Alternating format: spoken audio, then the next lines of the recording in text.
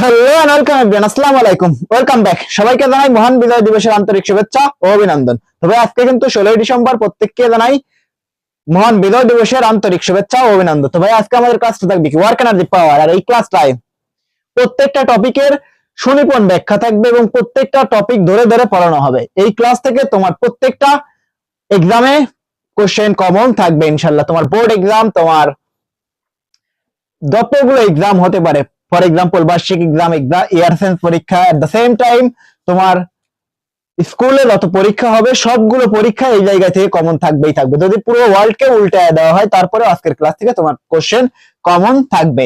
আমরা ওইভাবেই পুরো ক্লাসটাকে সাজিয়েছি, তাই না? তো ওই যে কথায় আছে না, বাঘ যখন শিকার করতে নামে তখন বাঘ কখনোই পিছনে ফিরে তাকায় না। বাঘের একটাই উদ্দেশ্য থাকে, শুধুমাত্র সামনে। তো আমাদের উদ্দেশ্যও থাকবে শুধুমাত্র সামনে। এতে করে দুনিয়ায় কি হচ্ছে না হচ্ছে ওটা দেখার কোনো সময় নাই। তো লেটস স্টার্ট নাও। তো আমাদের ক্লাসটি থাকবে হচ্ছে কি ওয়ার্ক এনার্জি পাওয়ার। চলো আমরা শুরুতেই ক্লাসটাকে খুব সুন্দর মতো করতে থাকি। প্রথম টপিক থাকবে হচ্ছে কাজ বা ওয়ার্ক।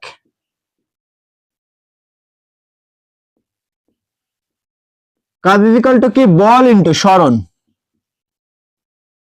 বল ইনটু সরণের গুণফলটাই হচ্ছে কাজ।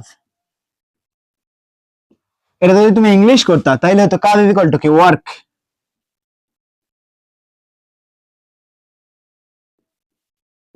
ওয়ার্ক ইজ ইকুয়াল টু কি? Force into displacement. ফোর্স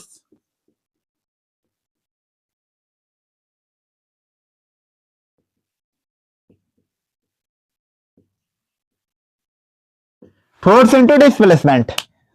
কাজ ইজ ইকুয়াল টু হচ্ছে বল ইনটু সরণ, অথবা work into force into displacement. বল ইনটু সরণের গুণফলটাই হচ্ছে কৃতকাজ বা ফিজিক্যালি ওয়ার্ক ডান। তো এই জিনিসটা লিখতে কিভাবে কাজ করে? তো লেটস আমাদের কাছে একটা বস্তু আছে। এই বস্তুর উপর যদি আমরা কিছু পরিমাণ বল প্রয়োগ করি, অ্যাপ্লাইড ফোর্স এফ পরিমাণ বল প্রয়োগ করি, লেটস এতে করে বস্তুটি কিছু পরিমাণ সরে, হয়তোবা লেটস বস্তুটি এস পরিমাণ সরছে, সরে বস্তুটি এ থেকে বিতে পৌঁছায়। শুরুতে অবস্থান ছিল এই অবস্থান এবং এফ পরিমাণ বল প্রয়োগ করতে বস্তুটি এস পরিমাণ সরে বস্তুটি এ থেকে বিতে পৌঁছাইছে। এই যে বস্তুর ভর কিন্তু ছিল এম। যদি বস্তুটি এ থেকে বিতে পৌঁছায় তো এই জায়গায় কি পরিমাণ কৃতকাজ হয়েছে? কৃতকাজ বা ফিজিক্যালি ওয়ার্ক ডান। এই যে কি পরিমাণ বল প্রয়োগ করছে এবং বল প্রয়োগে কতটুকু সরণ হয়েছে, বল এবং সরণের গুণফলটাই হইতে হইতো কৃতকাজ। তাহলে লেটস সে আমরা শুধুই সুন্দর মতো লিখে ফেলি, W equal to F dot S. এই বল একটা ভেক্টর রাশি, আমরা সবাই জানি বল দুইটা কম্পোনেন্টে বিভক্ত করা হয়। বল একটা ভেক্টর রাশি। তো W equal to F dot S, বল ইনটু সরণের গুণফলটাই হচ্ছিল কৃতকাজ বা ফিজিক্যালি ওয়ার্ক ডান। তো কি হয়েছে? এই যে আমরা একটা বস্তু, এই বস্তুর উপর প্রয়োগকৃত ফোর্সের পরিমাণ কত ছিল? এফ। এই এফ এর কারণেই তো পুরো ডিসপ্লেসমেন্টটা হয়েছে, সরণটা হয়েছে। তো এই সরণ এবং এই বল প্রয়োগে কতটুকু বল প্রয়োগ করেছে, যে করে বস্তুটির সরণ অ্যাকচুয়ালি কতটা হয়েছে, এই বল এবং সরণের গুণফলটাই হইতে হচ্ছিল কৃতকাজ বা ফিজিক্যালি ওয়ার্ক ডান। বুঝতে পারছি সোফার? তো এই সমীকরণের কোনটা কি বলে? এই ডাব্লিউ হচ্ছিল কাজ। কাজ এই এফ হচ্ছিল বল, কতটুকু বল আমরা প্রয়োগ করছি, অ্যাপ্লাইড ফোর্স বল। এবং এই এস এর পরিচয় কি? এস হচ্ছিল সরণ বা ডিসপ্লেসমেন্ট, সরণ। তো ভাইয়া যদি তুমি এই জায়গায় থেকে একটা এক্সাম্পল দেখতে, যে কোনো কিছু তুমি ধরে নিতে পারো। লেটস সে তুমি এই জায়গায় কি পরিমাণ বল প্রয়োগ করছো, হয়তো 100 নিউটন। অ্যাপ্লাইড ফোর্সের পরিমাণ ছিল কত? 100 নিউটন। বল প্রয়োগ করছো, এতে করে বস্তুটি কত মিটার সরণ হয়েছে? 5 মিটার। এই জায়গায় কি ভরের কোনো দরকার আছে? এম কোনো দরকার নাই। তো এই যে এই সমীকরণে এম এর কোনো দরকার নাই। তো তুমি বসাইতা W equal to F dot S, তাই না? কোন দিক বরাবর দিছি আমরা? এক্স এক্সিস বরাবর দিছি। এক্স এক্সিস বরাবর হইলে কি সরণের বলের কোনো উপাংশ আছে? নাই। তো একদম 90 ডিগ্রি বরাবর, হরিজন্টাল লাইন বরাবর। তার মানে ফোর্সের মান কত এই জায়গায়? 100 নিউটন।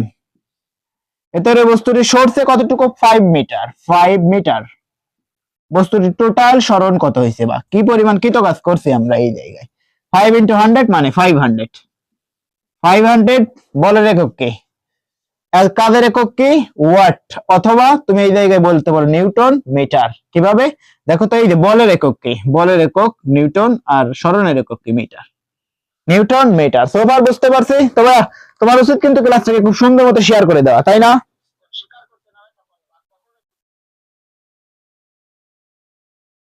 তো চলো আমরা খুব সুন্দর মতো ক্লাসটাকে শেয়ার দিয়ে নেবো, এরপরে বাকি চিন্তা ভাবনা হবে। ওকে? তো ভাইয়া ক্লাসটাকে খুব সুন্দর মতো শেয়ার দাও।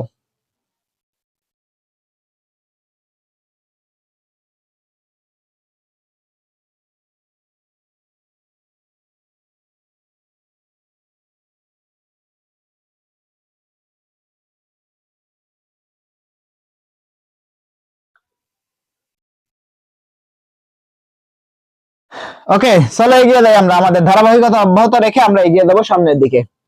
এই গেল প্রথম টপিক, কাজ। কাজ কাকে বলে? ফিজিক্যালি ওয়ার্ক ডান, কাজ ইকুয়াল টু ছিল বল ইনটু সরণ, বল এবং সরণের গুণফলটা হচ্ছিল কাজ। তো এই গেল প্রথম কনসেপ্ট। যদি এটা হচ্ছিল একটা কঠিন বস্তুর ক্ষেত্রে, এই যে চিত্রটা যদি আমরা পুনরায় এই জায়গায় আরো একবার রিডও করি, এইটা কি ছিল? একটা কঠিন বস্তু। এই কঠিন বস্তু এ থেকে বিতে পৌঁছাইছে, এর উপরে অ্যাপ্লাইড কিন্তু ফোর্সের পরিমাণ ছিল এফ। এতে করে বস্তুটি কতটুকু সরছে? এস পরিমাণ, তাই না? এই বল এবং সরণের গুণফলটাই ছিল কৃত কাজ, এফ ইন্টু এস। যদি এরকম না হয়, একটা গ্যাস বেলুন হয়তো, অনেকটা জাস্ট লাইক গ্যাস বেলুন।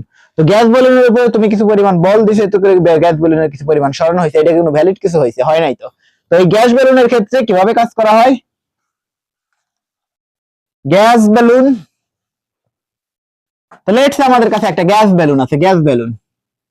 এই গ্যাস বেলুনকে যদি আমরা চারদিক থেকে চেপে ধরি, এতে করে কি হবে? গ্যাস বেলুনের আয়তন কিছু পরিমাণ কমবে, তাই না?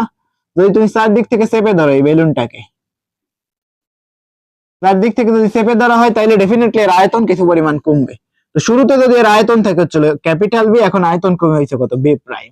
তো আয়তনের পরিবর্তন কতটুকু হয়েছে? Del V, del V equal to হচ্ছিল ভি মাইনাস হচ্ছিল বি প্রাইম। যতটুকু পরিবর্তন হয়েছে, এই পরিবর্তনটাকে অ্যাকচুয়ালি মেজার করা হয় কিভাবে? এই যে আয়তন, শুরুতে যতটা আয়তন ছিল আর ওই আয়তন থেকে যতটা কমে হয়েছে, এই কমে হয়েছে কতটুকু? এই পরিমাণ বি প্রাইম। তাহলে এই জায়গায় আয়তনের অ্যাকচুয়ালি পরিবর্তনটা কত হয়েছে? এই ডেল ভি ইকুয়াল টু হচ্ছিল ভি মাইনাস বি প্রাইম। সোফার এই গেল মোট দুইটা কনসেপ্ট। তো এই জায়গায় কি পরিমাণ কাজ হয়েছে? তো দেখো তো, তুমি যদি এর উপরে কিছু পরিমাণ বল প্রয়োগ করতে, এতে করে বস্তুটির এক্স পরিমাণ সরণ হয়েছে, এইটা কি কোনো ভ্যালিড কিছু হয়েছে? হয় নাই তো। তুমি কি পরিমাণ প্রেসার দিছো, এতে করে আয়তনের কি পরিমাণ চেঞ্জ হয়েছে, এই জায়গায় থেকে তুমি কাজটাকে বের করতে পারতে। এই যে কাজটা কোন সমীকরণ থেকে আসবে? এই যে সমীকরণ W equal to F into S। তুমি এর 1000টা স্টার দিয়ে রাখতে পারো, এটা তোমার প্রত্যেকটা জায়গায় কাজ দেবে, তাই না সোফার? তো চলো আমরা এগিয়ে যাই নিজেদের লক্ষ্যে। এই জায়গায় থেকে W equal to F dot S, F dot S। তো তুমি এই বলকে যদি ক্ষেত্রফল দ্বারা ভাগ করাও, F ডিভাইডেড বাই A, এবং এই সরণকে যদি ক্ষেত্রফল দ্বারা গুণ করাও, S ইন্টু A, তাইলে এই A আর এই A কেটে রাখি বাসে S ইন্টু A বাসে, তাই না? F S বাসে। তো আমি তোমার আরো একটা জায়গায় দেখাই, দেখো তো, যদি তুমি এরকম করতে যে F বাই A ইন্টু কত হইতো? A ইন্টু S, তাইলে এই A আর এই A কেটে দেব আসতে কত? FS। তো এই পূর্বের সমীকরণই বাসে। তো এই জায়গায় যদি আমরা গুণটা করাই যে F বাই A ক্ষেত্রফল, বল বাই ক্ষেত্রফল, আর ক্ষেত্রফল ইনটু দৈর্ঘ্য। এই এ হচ্ছিল ক্ষেত্রফল, ক্রস সেকশনাল এরিয়া বা ক্ষেত্রফল, আর এস হচ্ছিল ডিসটেন্স বা সরণ, আর এফ হচ্ছিল ফোর্স। এই যে ক্ষেত্রে বল বাই ক্ষেত্রফল, এরা কি বলে? এরা কিন্তু আমরা সবাই জানি যে বল বাই ক্ষেত্রফল একে বলা হচ্ছিল প্রেসার বা চাপ। আর ক্ষেত্রফল ইনটু দৈর্ঘ্য, ক্ষেত্রফল ইনটু দৈর্ঘ্য, এটা কি বলা হয়? আয়তন, পে ইনটু ভি। এই যে কেসটাকে তুমি এক্সচেঞ্জ করে লিখতে পারো, বল বাই ক্ষেত্রফলের পরিবর্তে লিখতে পারো হচ্ছিল পি, আর ক্ষেত্রফল ইনটু দৈর্ঘ্য, এটা কিন্তু এস। ক্ষেত্রফল ইনটু দৈর্ঘ্যের পরিবর্তে আমরা লিখতে পারি V. W equal two P into V. এই গেল 4 স্টার। তোমার সৌভাগ্য যে তুমি এত ছোটবেলায় থেকে এত সুন্দর জিনিসপত্রগুলো শিখতে পারছো, তাই না? সোফার এই জিনিসপত্রগুলো কিন্তু আমাদের সময় এত ছোটবেলায় থেকে আমরা জানতে পারতাম না, বড় হওয়ার পরবর্তীতে আমরা এই জিনিসপত্রগুলো জানতে পারছি। বাট তোমার সৌভাগ্য যে তুমি এই জিনিসপত্রগুলো এই সময় থেকেই শিখতে পারতেছো, কারণ আমরা চাই যে পরবর্তী প্রজন্ম যেন সর্বোচ্চ সুপার অ্যাক্টিভ থাকে, তাই না? W equal to F dot S। তো F বাই A বল বাই ক্ষেত্রফল, আর ক্ষেত্রফল ইনটু দৈর্ঘ্য। বল বাই ক্ষেত্রফলকে বলা হচ্ছিল প্রেসার, আর ক্ষেত্রফল ইনটু দৈর্ঘ্য এটা বলা হচ্ছিল আয়তন। তো সোফার আমরা পেয়ে গেছি যে এই গ্যাস বেলুনের উপরে আমরা কি পরিমাণ প্রেসার দিছি, এতে করে এই বেলুনের আয়তন কি পরিমাণ চেঞ্জ হয়েছে। এই আয়তনের পরিবর্তন ইনটু হচ্ছিল এর উপরে প্রয়োগকৃত চাপের পরিমাণটাই হইতে হচ্ছিল কৃত কাজ। তো এই সমীকরণের কোনটারে কি বলে? এই যে W হচ্ছিল কাজ, আমরা সবাই জানি W এর পরিচয় কি? কাজ, কৃত কাজ। এই পি কে বলা হচ্ছিল কি? প্রেসার বা চাপ, আর এই ভি হচ্ছিল আয়তনের পরিবর্তন, কতটা আয়তন পরিবর্তিত হয়েছে, আয়তনের পরিবর্তন।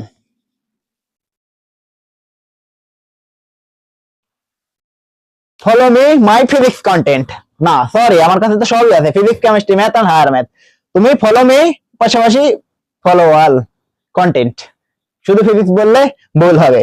Physics, chemistry, math, biology and higher math. ভাইয়া তুমি কিন্তু প্রত্যেকটা সাবজেক্টই পেয়ে যাচ্ছ আমাদের এই যে কোর্সের লিংক অলরেডি ডেসক্রিপশনে আছে। আর আমরা আগত দিনগুলোতে খুব শীঘ্রই সবগুলো কোর্সের নিয়ে হাজির হচ্ছে, লঞ্চিং লাইভলি হাজির হচ্ছে তোমার সামনে। আর সেই কোর্সগুলোতে থাকতে কাদের জন্য সুখবর, এই জায়গায় থাকতে হচ্ছিল এসএসসি 2026, ওদের পরীক্ষা রিসেন্ট টাইমেই হবে, ওদের জন্য এক্সট্রা একটা কোর্স আছে। পাশাপাশি 2027 এবং 28 এদের জন্য রয়েছে হচ্ছিল স্পেশাল কোর্স, বেসিক টু পুরো স্পেশাল কোর্স। পাশাপাশি রয়েছে হচ্ছিল বেসিক টু পুরো স্পেশাল রয়্যাল কোর্স। তো এই কোর্সগুলোতে ভর্তি হতে পারবে কারা কারা? এই কোর্সগুলোতে ভর্তি হতে পারবে সায়েন্সের অল স্টুডেন্ট। পাশাপাশি ভর্তি হতে পারবে হচ্ছিল মাদ্রাসা বোর্ডের দাখিলে যারা পড়ে তারা সকলেই ভর্তি হতে পারে আমাদের এই কোর্সটাতে। তাদের জন্য থাকবে হচ্ছিল এই কোর্সটার মূল্য থাকবে একদম সিম্পলি 700 টাকা। আর এই মুহূর্তে চলছে হচ্ছিল অফার প্রাইস 499 টাকায়। তুমি এখনই এনরোল নিয়ে নাও, কোর্স লিংক ডেসক্রিপশনে। তো ভাইয়া সোফার বুঝতে পারছি বিষয়গুলো কিভাবে কাজ করবে, এই যে আমরা বুঝতে পারছি সবগুলোর কনসেপ্ট। তো এইটা তো আমরা শুরুতেই বুঝতে পারছি, বাট এই যে গ্যাস বেলুনের উপরে যদি আমরা কি পরিমাণ প্রেসার দিতে করে বস্তুটির আয়তন কিছু পরিমাণ চেঞ্জ হবে, এই জায়গায় কি পরিমাণ কাজ হয়েছে, কি পরিমাণ প্রেসার দিছে, এতে করে আয়তনের যতটা পরিবর্তন হয়েছে, এই দুইটার গুণফল হইতে চলো কৃত কাজ ডব্লিউ। প্রপার বুঝতে পারছি? তো চলো আমরা এগিয়ে যাই পরবর্তী টপিক, স্প্রিং বল দ্বারা কাজ।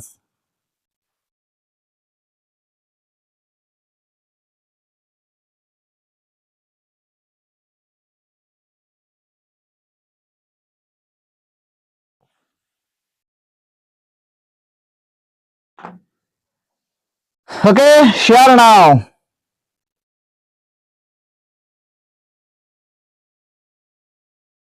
দ্রুত শেয়ার করে দাও বিভিন্ন গ্রুপে, বিভিন্ন ফেসবুকের ভার্চুয়াল প্ল্যাটফর্ম গুলোতে ক্যাটাস শেয়ার করে দাও, যাতে আমরা পৌঁছে যেতে পারি প্রত্যেকের কাছে।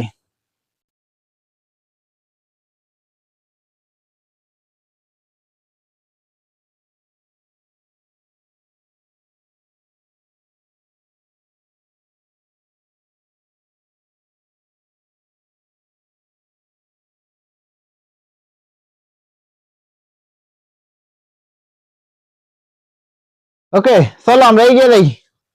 পরবর্তী টপিক থাকবে চলো অভিকর্ষ বলের স্প্রিং বল দ্বারা কাজ। স্প্রিং বল দ্বারা কাজ,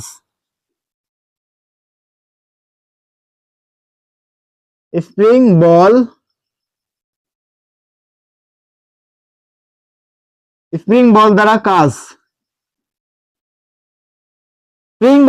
কি? লেটস সে একটা দৃঢ় অবলম্বনের সাথে আমরা একটা স্প্রিং কে বেঁধে এর উপরে কিছু পরিমাণ বল প্রয়োগ করছি। এই যে শুরুতে যে বস্তুটি একটা স্প্রিংটা একটা স্টেবল অবস্থা ধরে রাখছে, একে বলা হচ্ছিল সাম্য অবস্থা বা স্থিতিশীল পয়েন্ট। এই স্প্রিংটা এখন আছে হচ্ছিল একদম স্থির স্টেবল। তো এর উপর যদি আমরা বল প্রয়োগ করি তাইলে স্প্রিংটা কিছু পরিমাণ প্রসারিত হবে, তারপর থেকে স্প্রিংটা অসিলেট করতে থাকবে, ছেড়ে দেওয়ার পর থেকে স্প্রিংটা অসিলেট মানে দুলতে থাকবে। তো এই জায়গায় যে শুরুতেই বস্তুটা যে অবস্থানে আছে একে বলা হচ্ছিল সাম্য অবস্থা।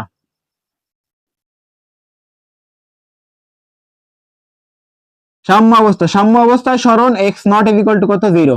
এই জায়গায় সরণ কত হয়েছে? একদম স্থির অবস্থানে আছে, স্প্রিংটার কোনো নড়াচড়া নাই, এই জায়গায় একদম স্থির।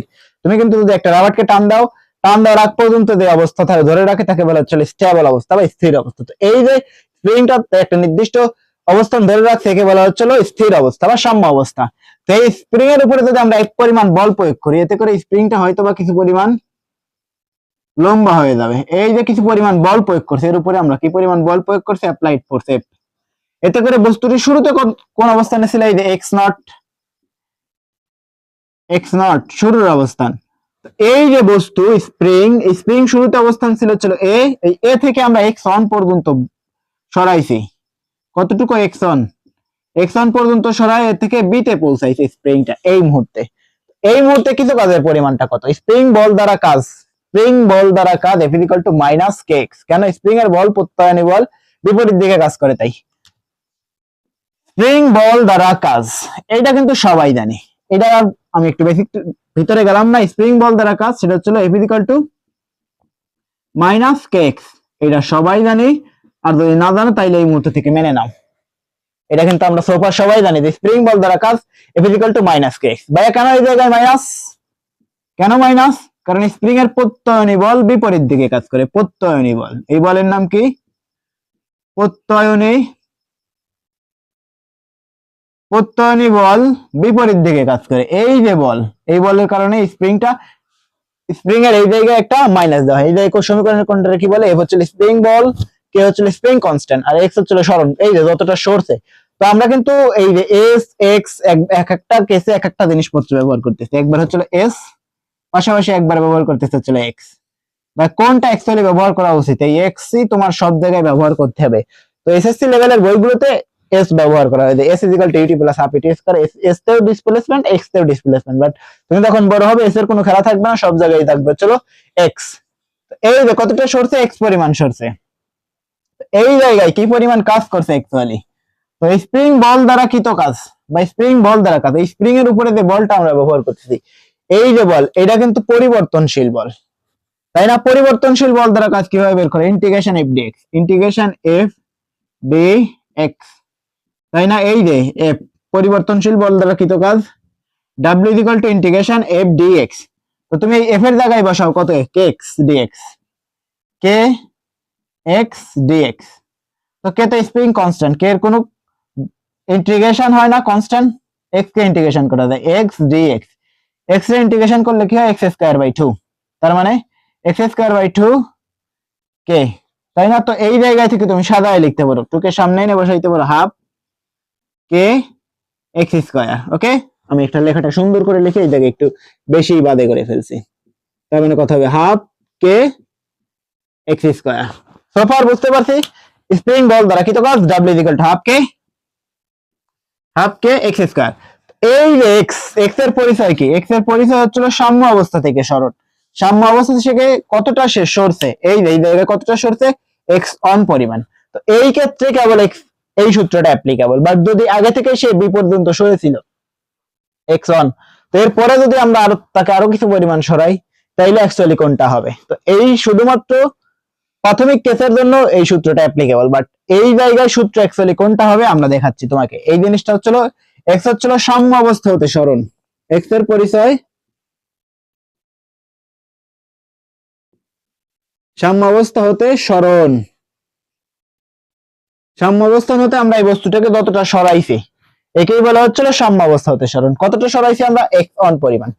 লেটস সে এই এফ অন পরিমাণ বলে সে এক্স অন পরিমাণ সরছে, যদি আমরা বলের মানটা আরো বাড়াই, তাহলে স্প্রিংটা আরো বেশি দূর সরবে। এই যে শুরুতে তার অবস্থান ছিল এক্স নট এ অবস্থানে, বাট সে আগে থেকেই কিছু পরিমাণ সরেছিল এক্স অন পরিমাণ। এরপরে আমরা এ থেকে বি পরিমাণ সে সরেছিল, এক্স অন পরিমাণ সরে সে বি অবস্থানে ছিল। এর উপরে আমরা আরো কিছু পরিমাণ বল প্রয়োগ করছি, অ্যাপ্লাইড ফোর্স এফ। এতে করে বস্তুটি আরো কিছু পরিমাণ সরছে, এক্স টু পরিমাণ সরে বস্তুটি এখন যে অবস্থানে আছে এটাকে বলা হচ্ছিল সি। তো কথা হচ্ছে বি থেকে সি তে নিতে কৃত কাজ কত?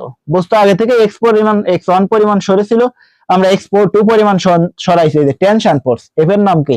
এ হচ্ছিল টার্ন বল বা টেনশন ফোর্স। টেনশন ফোর্স দিয়ে আমরা আরো কিছু পরিমাণ সরাইছি, কতটুকু? এক্স টু পরিমাণ সরাইছি। এই জায়গায় বি থেকে সি তে নিতে কৃত কাজ কত? তো তোমাকে মনে রাখতে হবে সূত্রটা হবে হচ্ছিল ডাব্লিউ ইজ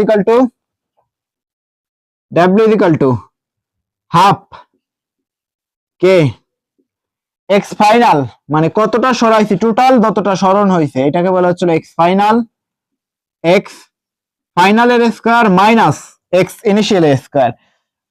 শুরুতে যে অবস্থান হতে আমরা সরাইছি, আর এক্স ফাইনাল মানে হচ্ছিল যে অবস্থানে আমরা নিয়ে গেছি, আর এক্স ইনিশিয়াল মানে যে অবস্থান হতে নিয়েছি, তাই না? তো এক্স ফাইনাল মাইনাস হচ্ছিল এক্স ইনিশিয়াল, তো এই এক্স ইনিশিয়ালের পরিচয় কি? যে অবস্থান হতে নিয়েছি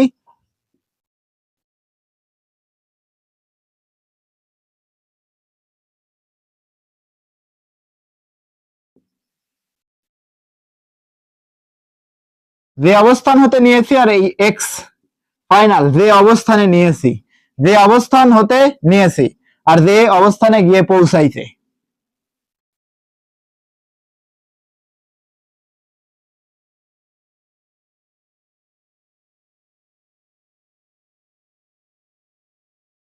তো দেখো তো সে পৌঁছাইছে কোন অবস্থানে? পৌঁছাইছে কিন্তু সে হচ্ছিল এফ টু অবস্থানে, তাই না? এই যে এই অবস্থানে সি অবস্থানে পৌঁছাইছে। শুরুতে সে কিছু পরিমাণ সরেছিল হচ্ছিল এক্স ওয়ান পরিমাণ, বি অবস্থানে ছিল। আরো আমরা কোন পর্যন্ত পৌঁছাইছি? এক্স টু পরিমাণ সরা তাকে পৌঁছাইছে হচ্ছিল সি অবস্থানে। এই যে অবস্থানে কে বলা হচ্ছিল সি অবস্থান। তো এই জায়গায় কি পরিমাণ কাজ হয়েছে? এই জিনিসটাতে আমরা বুঝছি, এটাকে মুছে দেই, বাকি ক্যালকুলেশনটা আমরা এই জায়গায় করি। সোফার বুঝতে পারছি। তো হাফ কে এক্স স্কয়ার, তো এক্স ফাইনাল আর মাইনাস হচ্ছে এক্স ইনিশিয়াল, তো x final is equal to কত, এক্স ফাইনাল হচ্ছে টোটাল কতটা সরছে এক্স পরিমাণ, তার এই এক্স ইজ ইকুয়াল টু কত দেখো, তো X is equal to X one plus X two, X is equal to X one plus X two, তাই না? তোমাকে যদি মানগুলো দেওয়া হইতো তো তুমি কিভাবে বসাইতে, এক্স ইজ ইকুয়াল টু কত হইতো, এক্স ফাইনাল মানে হচ্ছিল কত, এক্স এক্স ফাইনাল মানে কত, X one plus X two, এই এক্স ফাইনাল ইকুয়াল টু হচ্ছিল X one plus X two, আর এক্স ফাইনাল কি, এক্স ইনিশিয়াল কি শুধু হচ্ছিল এক্স ওয়ান, যতটুকু সে আগে থেকেই সরেছিল, তাই না? তো এই জায়গাগুলোতে সূত্রটা আমরা তো পাইছি, তো এই সূত্রটা এই জায়গায় বসাও, W equal to half K X final, X ফাইনালের স্কয়ার মাইনাস হচ্ছিল এক্স ইনিশিয়ালের স্কয়ার। তো সোফার বসায় দাও এই মানগুলো, এক্স ফাইনাল কত, half K X final is equal to হচ্ছে X one plus X two, second bracket দিয়ে রাখি আমরা, X one plus X two minus হইতে হচ্ছিল শুধু এক্স ওয়ান, এক্স ওয়ান পুরোটার তো হোল স্কয়ার হবে, হোল স্কয়ার, এটা তুমি সেকেন্ড ব্র্যাকেট দিয়ে আটকায়া দাও। তো চলো এই জায়গায় যদি আমরা কোশ্চেন সেট আপ করতাম, এই এক্স ওয়ান এর মান কত, এই এক্স ওয়ান হয়তো বা সে শুরু থেকেই সরেছিল 3 মিটার, এরপরে আমরা একে আরো সরাইছি, এক্স টু এর মান হচ্ছিল 2 মিটার, আরো 2 মিটার সরাইছি, সে শুরু থেকে আগে থেকেই সরেছিল 3 মিটার, আমরা এর উপরে কিছু পরিমাণ বল প্রয়োগ করছি, এরপরে সে আরো সরছে হচ্ছিল 2 মিটার, টোটাল সে কতটা ডিস্টেন্স অতিক্রম করছে, 3 যোগ 2 মোট 5 মিটার। তো এই জায়গায় দেখো তো শুরুতে অবস্থান ছিল 0, তারপরে কিছু পরিমাণ বল প্রয়োগ করা হয়েছে, সে x1 পরিমাণ সরেছিল, তো আমরা এই x1 থেকে আরো কিছু পরিমাণ বল প্রয়োগ করে x2 পরিমাণ সরায় তাকে মোট দূরত্ব অতিক্রম করাইছি সি অবস্থানে, তার অবস্থান এখন সি। তো বি থেকে আমরা তো নিছি বি থেকে সিতে, কথা হচ্ছে বি থেকে সিতে নিতে কৃতকাজ কত, তো বি থেকে সিতে নিতে কৃতকাজ কত, এই যে মানটা আমরা যদি এই জায়গায় বসায় দেই, তো তোমারে কিন্তু আমি ওইটাই বসাইছি, স্টুডেন্ট আমি জানি কোথায় ভুল করবে, তোমার সেটাও জানাচ্ছি। তো চলো এই জিনিসটা আগে দেখো, তো দেখো কি হয়তো হাফ কে কে হচ্ছে স্প্রিং কনস্ট্যান্ট, আর এই x1 প্লাস x2 কত কত দেওয়া আছে, 3 যোগ 2 মানে 5, 5 এর স্কয়ার। তো আমি তোমার ভেঙেই দেখাই, তুমি আবার বুঝবে না। তো এই জায়গায় কত আছে, x1 হচ্ছিল 3 প্লাস x2 হচ্ছিল 2 হোল স্কয়ার মাইনাস হচ্ছিল x1 এর মান কত, 3 হোল স্কয়ার, তুমি এর সেকেন্ড ব্র্যাকেট দিয়ে দাও, তবে তুমি আরো একটা লাইন করবে, হাফ কে, তো এই জায়গায় থেকে বসাইতে পারো তুমি কত, হাফ কে 5 এর স্কয়ার মাইনাস 3 এর স্কয়ার। তো তুমি যদি এখন ক্যালকুলেশন করো ডেফিনেটলি একটা মান পাবে। তো কথা হচ্ছে ভাই এই স্প্রিং কনস্ট্যান্টের তো মান দিলেন না, কিভাবে বের করবে, তো কি স্প্রিং কনস্ট্যান্টের মান তোমার কোশ্চেনে অলরেডি গিভেন থাকবে। তো এই যে জিনিসপত্রগুলো, এই জিনিসপত্রগুলো কিভাবে কাজ করে সোফার বুঝতে পারছো। তো তুমি অ্যাকচুয়ালি কি করতে, তুমি বসাইতে যে half W equal to half K x ফাইনালের স্কয়ার মাইনাস হচ্ছে এক্স ইনিশিয়ালের স্কয়ার। দেখো তো তুমি হাফ কে ঠিকই বসাইতে, এক্স ফাইনালটাতে তুমি জ্ঞান দাপ্পা কাটতে, ফাইনাল বসাইতে কত, এই বি থেকে আমরা সিতে নিছি, তুমি বসাইতে কত, 2 এর স্কয়ার মাইনাস এক্স ইনিশিয়াল কত ছিল 3 এর স্কয়ার বসাইতে, তাহলে ফলাফল তুমি ডেফিনেটলি পাইতে একটা নেগেটিভ আনসার। বাট কাজ কখনো নেগেটিভ হতে পারে, তো এইভাবে তুমি কোশ্চেনটা করতে এবং তোমার ফলাফল আসতো কত, নেগেটিভ। তো তুমি এই জায়গা থেকে যদি হিসাব করো, 25 কে স্কয়ার করলে কত হয়, 5 কে স্কয়ার করলে 5 5 25 মাইনাস 3 3 9, তাহলে 25 থেকে 9 বিয়োগ করলে বাঁচে কত, 16, 16 আর 9 25 থেকে 9 না, 16ই বাঁচে। তো যদি আমরা এই জায়গায় থেকে 16 কে যদি আমরা 2 দ্বারা ভাগ করাই তাহলে কত বাঁচে, 8, 8 কে আনসার আসতো কত, 25 মাইনাস হচ্ছিল 9 মানে 16, 16 ডিভাইডেড বাই 2, তার মানে কত, 8 কে, ফলাফল দ্বারা এটা হচ্ছিল 8 কে। আর এই জায়গায় তুমি অ্যাকচুয়ালি আনসারটা কত বের করতে, দেখো তো 3 3 9 আর 2 2 4 কত আসতো, মাইনাস 5, 5 4 9 মাইনাস 5, এটা যদি তুমি আরো একবার 2 দ্বারা কাটতে আসতো কত, 2.5 মাইনাস 2.5 কে, তাই না? তো এই জায়গায় দেখো টিচার অ্যাকচুয়ালি এখান থেকে কিভাবে সেট করাইতেন, তো এই জিনিসপত্রগুলো তো সুপার বুঝছি। চলো আমরা এই যে ফাঁকা জায়গা আছে এই জায়গায় একটা এমসিকিউ সেট করাই, এম সি কিউ। যদি একটা এমসিকিউ সেট করাইতাম তো মোট কয়টা অপশন থাকতো? 4টা, এ, বি, সি, পাশাপাশি ডি। তাহলে আমরা এই অপশন গুলোতে মান দিয়ে দেই। এর মান দিতাম কত? এই যে -2.5 কে, স্প্রিং কনস্ট্যান্টের মান আমরা কে রাখছি। বি এর মান দিতাম কত? 8 কে, সি এর মান দিতাম কত? 4 কে, আর ডি এর মান দিতাম হচ্ছিল -8 কে। অথবা তোমাকে একটু বেশি ঝামেলা করার জন্য এই জায়গায় মান দিতাম কত? প্লাস, এই জায়গায় দিচ্ছি -2.5 কে, এই জায়গায় দিতাম হচ্ছিল +2.5 কে। তাই না? এই কেটাকে তোমার একটু দেখতে বেশি লিখতে হচ্ছে। তো সোফার এই গেল মোট 4টা এমসিকিউ আমরা একটা সেট করাইছি। তো এই এমসিকিউ এর সবগুলো মানই আমরা দিয়ে রাখছি, এ বি সি ডি সবগুলোর মান আমরা এই জায়গায় দিয়ে রাখছি। এই জায়গার কথা হচ্ছিল কোনটা ঠিক।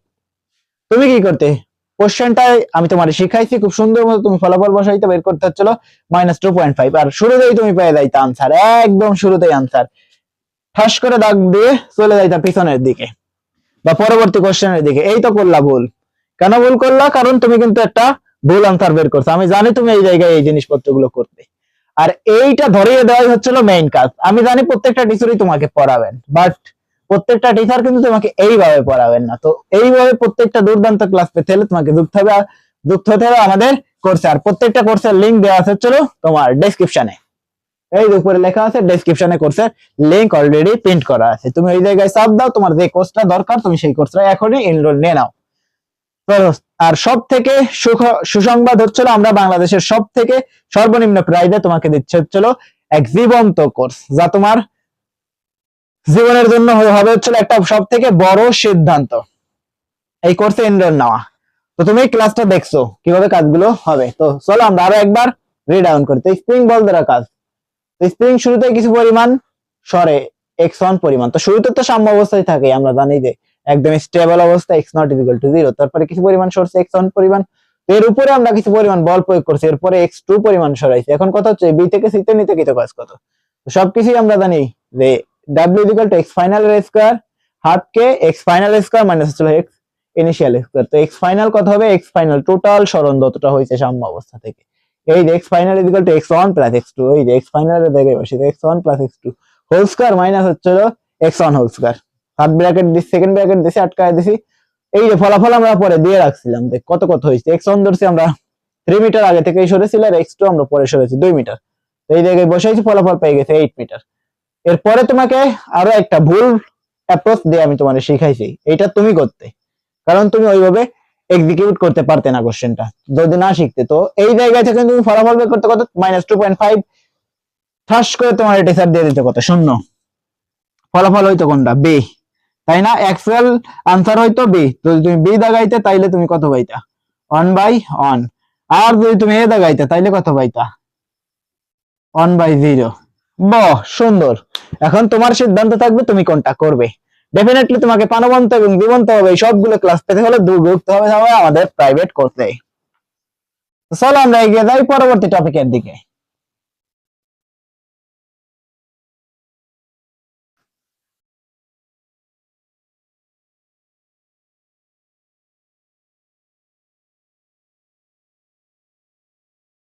হ্যাঁ, স্প্রিং বল দ্বারা কাজ এইবার গেল হচ্ছিল অভিকর্ষ বলের বিরুদ্ধে কাজ। হ্যাঁ, এই জিনিসটা কিন্তু সকলে লেখা হচ্ছিল অভিকর্ষ বল দ্বারা কাজ। অ্যাকচুয়ালি অভিকর্ষ বল দ্বারা কোনো কাজ হয় না, অভিকর্ষ বলের বিরুদ্ধে কাজ করা হয়, তাই না? অভিকর্ষ বলের বিরুদ্ধে কাজ।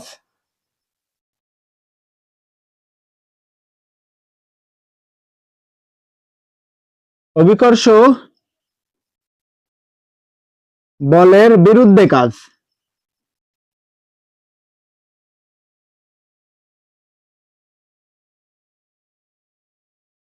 অভিকর্ষ বলের বিরুদ্ধে কাজ কি? লেটস সে ওই যে আমাদের কাছে আছে হচ্ছিল মাদার আর্থ বা পৃথিবী।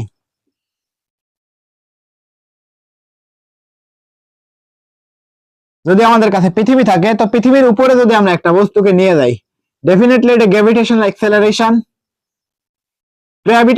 এক্সেলারেশনের একটা উচ্চতায় তো তুলছি আমরা। এটা ডেফিনেটলি গ্র্যাভিটেশনাল এক্সেলারেশনের এগেইনস্টে কাজ করছে, বিপরীতে কাজ করছে। তো এই অবস্থানে বস্তুটির মোট শক্তি কত? বিভব শক্তি এপি।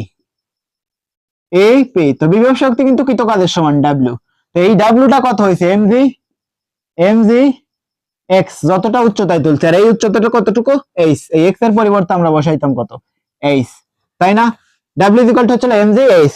সোফার এই জিনিস পর্যন্ত তুমি যদি বুঝতে পারো তাহলে তুমি বেটার। তো এই গ্রাউন্ড ফ্রেম বা মাদার আর্থ থেকে আমরা একটা বস্তুকে উপরে তুলেছি, কতটুকু উচ্চতায় তুলছি এফ, এইচ পরিমাণ উচ্চতায় তুলছি। তো যদি এইচ পরিমাণ উচ্চতায় তুলে এই জায়গায় এপে গতিশক্তি বা বিভব শক্তি, বিভব শক্তি কিন্তু কাদের সমান? তো বিভব শক্তি ইকুয়াল টু কত হইতো এম জি এইচ। তো এই জায়গায় এম জি এইচ হইতো হচ্ছিল নেগেটিভ, কারণ এরা গ্র্যাভিটির বিরুদ্ধে কাজ করছে তাই। তো এই জায়গায় আসতে হচ্ছিল মাইনাস এম জি এইচ। এইটাই মেইন কেস, যে গ্র্যাভিটেশনাল এক্সেলারেশন বা অভিকর্ষের বিরুদ্ধে কাজ। এই যে দেখো তো গ্র্যাভিটেশনাল এক্সেলারেশন এইদিকে, আর তুমি কাজ করছো কোন দিকে? ওই দিকে, একটা আর একটার বিপরীত না, তাই জন্য এই জায়গায় থাকা হচ্ছিল নেগেটিভ। এটাকেই বলা হচ্ছিল অভিকর্ষ বল দ্বারা কাজ। কাজ তুমি খুব সুন্দর মতো মনে রাখবে যে বিভব শক্তি কৃত কাজের সমান, বিভব শক্তি কৃত কাজের সমান। তো তুমি যখন পাওয়ারের ম্যাথ গুলো করবে তখন এই জিনিসপত্রগুলো আরো বেশি ভিজুয়ালাইজিং করতে পারবে। সোফার বুঝতে পারছি, চলো এগিয়ে যাই পরবর্তী টপিকের দিকে। আমরা খুব দ্রুত ক্লাসটাকে ড্রপ আউট করে ফেলবো আমরা। বিভব শক্তি সেম জিনিস, জাস্ট লাইক সেম, এইটাই তো বিভব। এই যে বিভব শক্তি, বিভব শক্তি আর অভিকর্ষ বলের বিরুদ্ধে কাজ। তো বিভব শক্তির ক্ষেত্রে কাজের ক্ষেত্রে আসতে হচ্ছিল নেগেটিভ, বাট বিভব শক্তির ক্ষেত্রে কিন্তু নেগেটিভ হবে না, তাই না? এই যে যদি পৃথিবীটা তো তোমার কাছে থাকতো, যদি চিত্রটাকে আমরা পুনরায় আরো একবার রিড করি,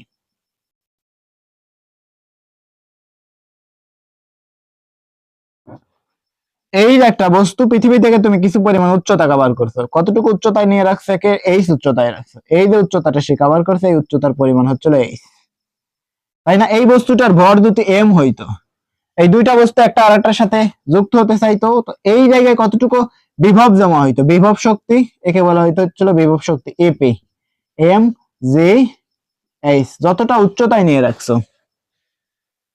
তো তুমি যদি কোনো একটা বস্তুর ভিতরে কি পরিমাণ বিভব জমা হয়েছে তা নির্ণয় করতে চাও, কি জানতে লাগবে? শুধুমাত্র জানতে লাগবে চলো জি, জি তো আমরা সবাই জানি ভর তো অলরেডি গিভেন থাকবে, জানতে লাগবে শুধুমাত্র এইচ, কত উচ্চতায় আমরা নিয়ে রাখছি।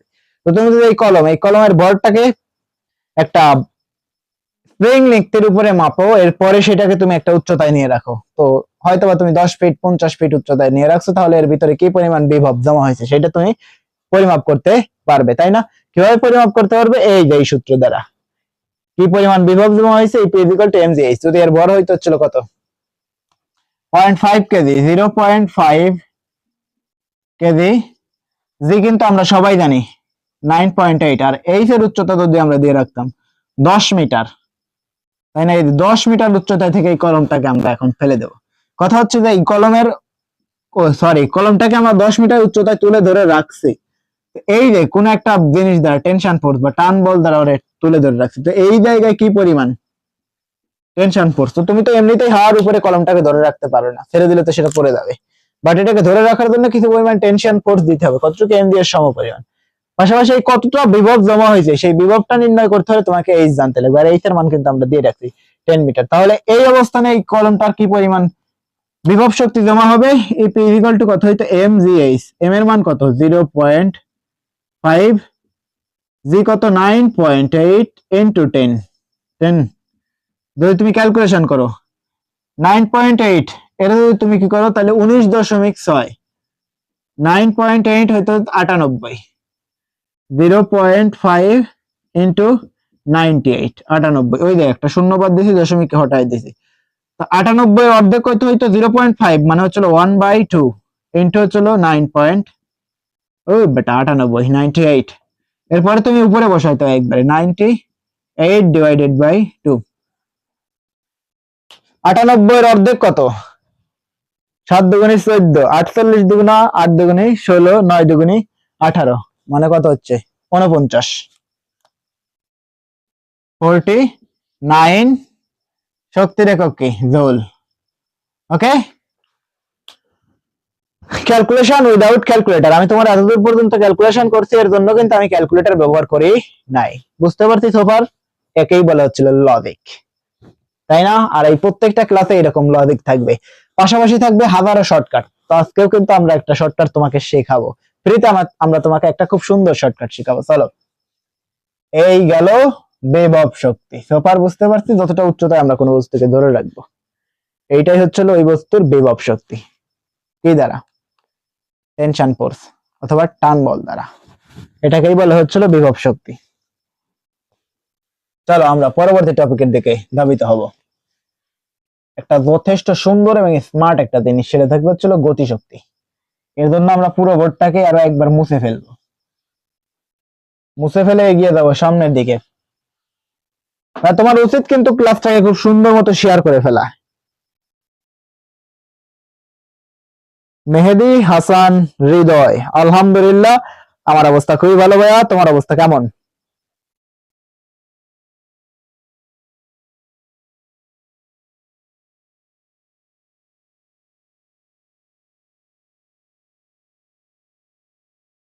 ওকে ভাইয়া, খুব দ্রুত ক্লাসটাকে শেয়ার করে দাও, তাই না?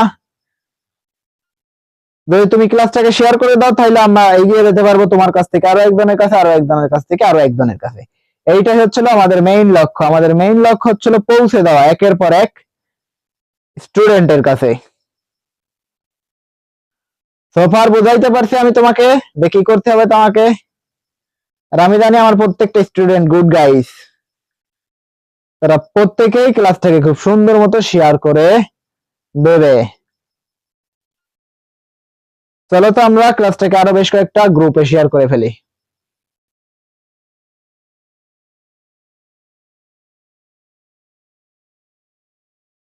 ওকে চলো আমরা এবার দেখবো হচ্ছিল বিভব শক্তি। বিভব শক্তি মানে কি? ওকে সবকিছু ঠিকঠাক মতো হয়েছে, চলো চলো আমরা এগিয়ে যাচ্ছিল বিভব শক্তি।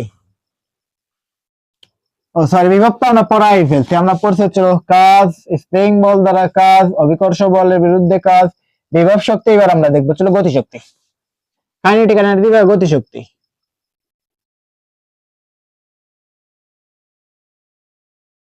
ডেফিনেটলি আমরা ইংলিশ গুলোকে লিখতাম, বাট ইংলিশ এই জায়গায় লিখতেছি না, কারণ আমাদের বেসে এই মুহূর্তে প্রি ক্লাসে অত কিছু পড়ায় লাভ নাই, নাকি না? প্রি ক্লাসে পড়ায় লাভ আছে, বাট প্রি ক্লাসে ইংলিশ লিখতেছি না। আমরা প্রত্যেকটা স্টুডেন্ট হেল্প করবো, তাই ইংলিশকে আমরা একটু ফেলে রাখবো, তাই না?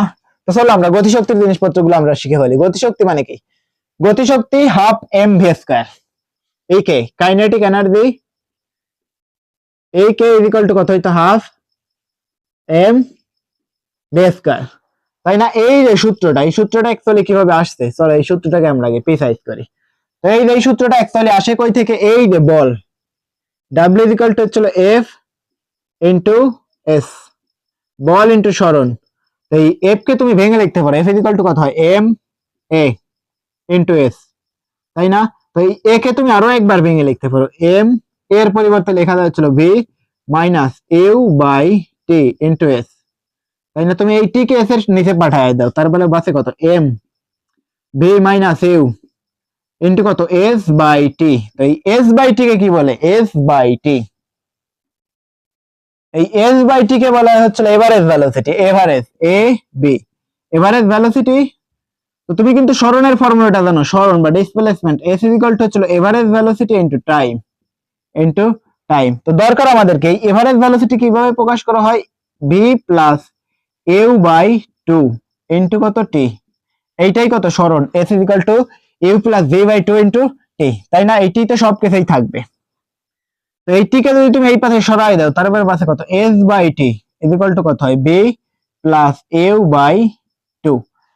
এই এস বাই টি এর পরিবর্তে এরা দুইজন কিন্তু সমান, এই এস বাই টি এবং ভি প্লাস ইউ বাই 2 এরা দুইজন কিন্তু সমান। তো তুমি এই দুইটার পরিবর্তে তুমি এই এস বাই টি হচ্ছে এভারেজ ভেলোসিটি, এর পরিবর্তে তুমি এই জিনিসটাকে বসাইতে পারো। তো তুমি যদি এই জায়গায় এই জিনিসটাকে ইনপুট দিতে তাইলে কি হইতো? চলো তো এই যে জিনিসটা এভারেজ ভেলোসিটি অ্যাকচুয়ালি কিভাবে কাজ করে এই জিনিসটা তোমাকে শিখায় রাখি।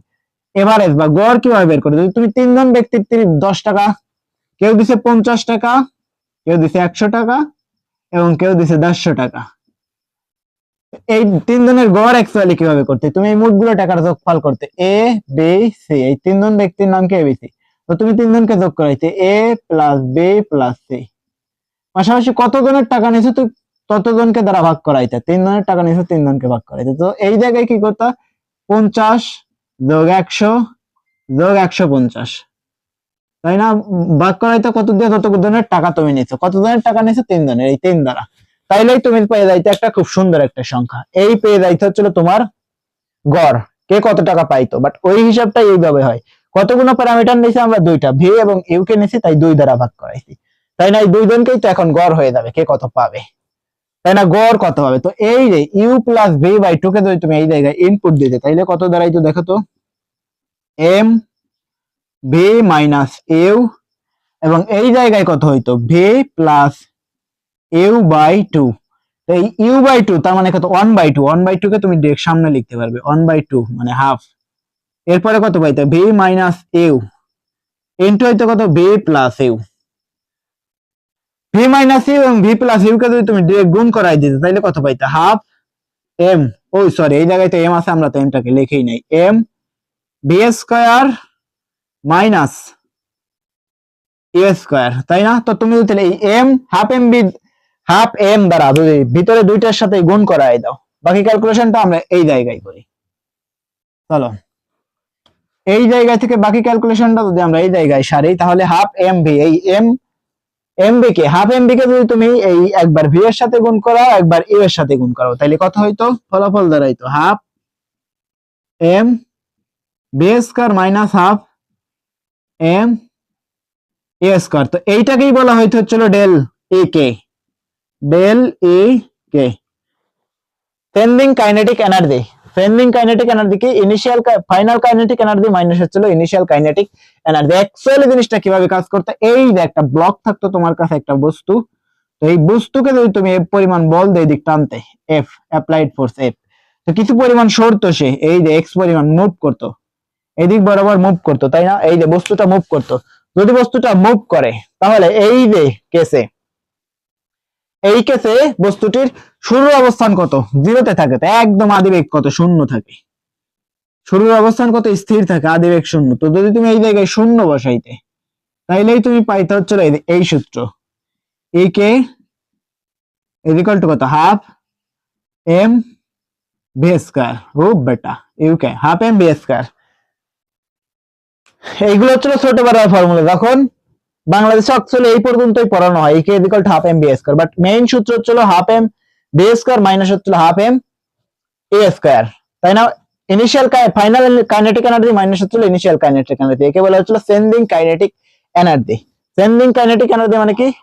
পরিবর্তনশীল গতিশক্তি, না পরিবর্তিত গতিশক্তি, ওটা হচ্ছিল শেষ গতিশক্তি মাইনাস হচ্ছিল আদি গতিশক্তি। সোফার বুঝতে পারছি কিভাবে এই জিনিসপত্রগুলো কাজ করে, তাহলে আমরা এই জিনিসটাকে আরো একবার দেখে নেই। তো W is equal to F dot S, F হচ্ছিল কি? তো কাজ, এফ হচ্ছিল বল আর এস হচ্ছিল সরণ। এফ ইজ ইকুয়াল টু হচ্ছিল এম ইনটু এ কে তুমি ভেঙে লিখতে পারো V minus U by T into S. তো এই এস টাকে তুমি ঠিক এস এর পিছনে নিচে নামাই দিতে পারো, তাইলে আছে কত? S by T, S by T is equal to কত? Average velocity. আমি তোমাকে শিখাইছি এই জিনিসপত্রগুলো খুব সুন্দর মতো। তারপরে যদি তুমি না বুঝতে পারো, ক্লাস শেষে তুমি আরো একবার পজ দিয়ে দেখে নিতে পারো, পজ দিয়ে দেখে নেবে জিনিসটাকে। তো এম ভি মাইনাস ইউ এর সাথে গুণ করাইছি কত? M V plus U by 2। তো এই 2 কি আকারে আছে? 1/2 আকারে আছে, এইটাকে একদম সামনে লিখে রাখছি আমরা, 1/2 ইনটু এম। এইবারে ভি মাইনাস ইউ ইনটু হচ্ছিল ভি প্লাস ইউ, দুইটাকে গুণ করাইলে কত হয়? V square minus U square, plus এবং মাইনাস কে গুণ করলে তো মাইনাসই হয়। এই জিনিস যদি তুমি না জানো, তাই না কিন্তু ভাই ক্লাস করা ডিফিকাল্ট। তার মানে কত? মাইনাস ইনটু প্লাস, ফলাফল কত হবে? মাইনাস, তাই না? এই জিনিসটা কিন্তু তোমার জানা উচিত। তো এই যে মাইনাসের সাথে প্লাস কে গুণ করাইছি, তার মানে কত হয়েছে? মাইনাসই হয়েছে। ফলাফল আমরা পেয়ে গেছি কত? সেন্ডিং ডেল কে, তাই না? Del A K, sending kinetic energy equal to হচ্ছিল final kinetic energy minus initial kinetic energy. Initial kinetic শুরুতে গতিশক্তি কত থাকে? যে আদিবেগ কত? জিরো। যদি জিরো বসাও তাহলে পুরোটাই তো জিরো হয়ে যায়, তাই না? জিরোর সাথে যদি পুরো দুনিয়া গুণ করা হয়, এরপরে জিরো হয়। তার মানে ফলাফল দাঁড়ায় কত? Half M B square. এটা হচ্ছিল final kinetic energy equal to কত হইতো? Half M B square. So far এই গেল গতিশক্তির কনসেপ্ট। তো তোমার এই জায়গায় থেকে কি জানতে লাগবে গতিশক্তি বের করতে? শুধুমাত্র জানতে লাগবে এই ব্লকের ভর, পাশাপাশি এই এফ পরিমাণ বল প্রয়োগ করাতে বস্তুটি কি বেগে গতিশীল। এই ভি ইজ ইকুয়াল টু যদি তুমি দিতে হচ্ছিল 50 মিটার পার সেকেন্ড, এবং এই বস্তুর ভর যদি তুমি দিয়ে রাখতে কত? 0.5, তাইলে ফলাফল আমরা পেতাম কত? ও বেটা একে গতিশক্তি, একে ইজ ইকুয়াল টু কত? হাফ এম বি স্কয়ার, তাই না? হাফ এম কত বসাইতা 0.5, 0.5, বি কত 50, 50 এর স্কয়ার। এরপরে তুমি যেটা পাইটা ওটা হচ্ছিল অ্যান্সার। ক্যালকুলেটরে বসাইতে একটা মান পাওয়া যাইতা খুব সুন্দর মতো, এটাকেই পাওয়া যাইতা হচ্ছিল একটা ফলাফল। সোফার বুঝতে পারছি জিনিসপত্রগুলো কিভাবে কাজ করে। এই জিনিসপত্র যদি তুমি বুঝতে না পারো তাইলে কিন্তু তুমি বোকার স্বর্গে বসবাস করো। আর তোমাকে বুঝতে হলে কি করতে হবে, নিজের প্রতি সহানুভূতিশীল হওয়া বন্ধ করতে হবে, তাই না? নিজেকে পরিশ্রম করাইতে পারতে হবে। যদি তুমি নিজেকে পরিশ্রম করাইতে না পারো তাইলে কিন্তু হবে না। দুনিয়াতে তোমার প্রতিযোগীকে শুধুমাত্র তুমি নিজেই, তোমার প্রতিযোগী আর কেউ নাই। যদি তুমি তোমার প্রতিযোগী তোমার ফ্রেন্ড আশেপাশে তোমার আদারওয়াইজ কোনো ব্যক্তিকে ধরো তাইলে কিন্তু তুমি বোকা। তোমার অ্যাকচুয়াল যে প্রতিযোগী সেটা হচ্ছিল তোমার মন আর তুমি নিজেই। তো তোমাকেই পরিবর্তন হতে হলে নিজের মনকে শক্ত করতে হবে এবং নিজেকে পরিবর্তন করতে হবে। ওই যে একটা কথা আছে না, যখন আমি বোকা ছিলাম তখন আমি পুরো দুনিয়া পরিবর্তন করতে চেয়েছিলাম, আর যখন আমি চালাক হলাম তখন আমি নিজেকে পরিবর্তন করলাম। তো ওইটাই, তুমি নিজেকে পরিবর্তন করো তাইলেই পুরো ওয়ার্ল্ডকে পরিবর্তন করতে পারবে। যদি তুমি নিজেকে পরিবর্তন না করাও তাইলে কিন্তু কখনোই হবে না। নিজেকে পরিবর্তন করতে হলে কি করতে হবে, তোমাকে এভরিডে স্টেপ টু লেগে থাকতে হবে এবং ধৈর্য ধরে প্রতিদিন কাজ করে এগিয়ে যেতে হবে। তাইলেই তুমি পেয়ে যাবে হচ্ছিল প্রকৃত ফলাফল। ওকে, সোফার বুঝতে পারছি জিনিসপত্রগুলো কিভাবে কাজ করবে, ইনশাল্লাহ সকলের বোঝা উচিত। চলো আমরা এগিয়ে যাই আমাদের লক্ষ্যকে স্থির রেখে। এই সোফার গেল হচ্ছিল গতিশক্তি, এরপরে থাকবে হচ্ছিল ভূমিতে আঘাত করার মুহূর্তের বেগ ও সময়। মুছে দিলাম কিন্তু।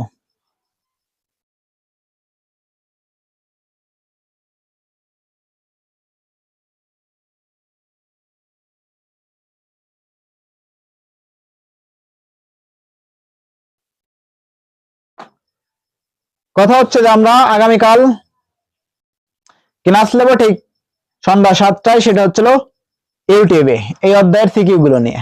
পাশাপাশি পরবর্তী দিন আমরা আরো একটা ক্লাস নিয়ে হাজির হব এই সিকিউ নিয়ে ফেসবুক লাইভে। তার পরবর্তী দিনে এই জায়গায় ফিজিক্সের হায়ার ম্যাথের সমতলীয় ভেক্টরে আমরা সিকিউ ক্লাসটা করাইছি। পাশাপাশি আমরা এই জায়গায় বেসিক ক্লাসটা করাইছি, সিকিউ ক্লাসটা বাদ রাখছি। তো সমতলীয় ভেক্টরের যতগুলো সিকিউ আছে, যত টাইপের সিকিউ আছে, মোট 5-6টা টাইপের সিকিউ থাকে, সবগুলোই তোমাকে শেখানো হবে এবং প্রত্যেকটা সিকিউ ধরে ধরে শেখানো হবে, তাই না? তো সেই ক্লাসটাই তোমার আমন্ত্রণ রইল, ইনভাইটেশন কার্ড দিয়ে তোমাকে দাওয়াত দেওয়া হইলো। চলো আমরা এগিয়ে যাবো হচ্ছিল ভূমিতে আঘাত করার মুহূর্তের বেগ ও সময়। বিষয়টা কিন্তু জোস।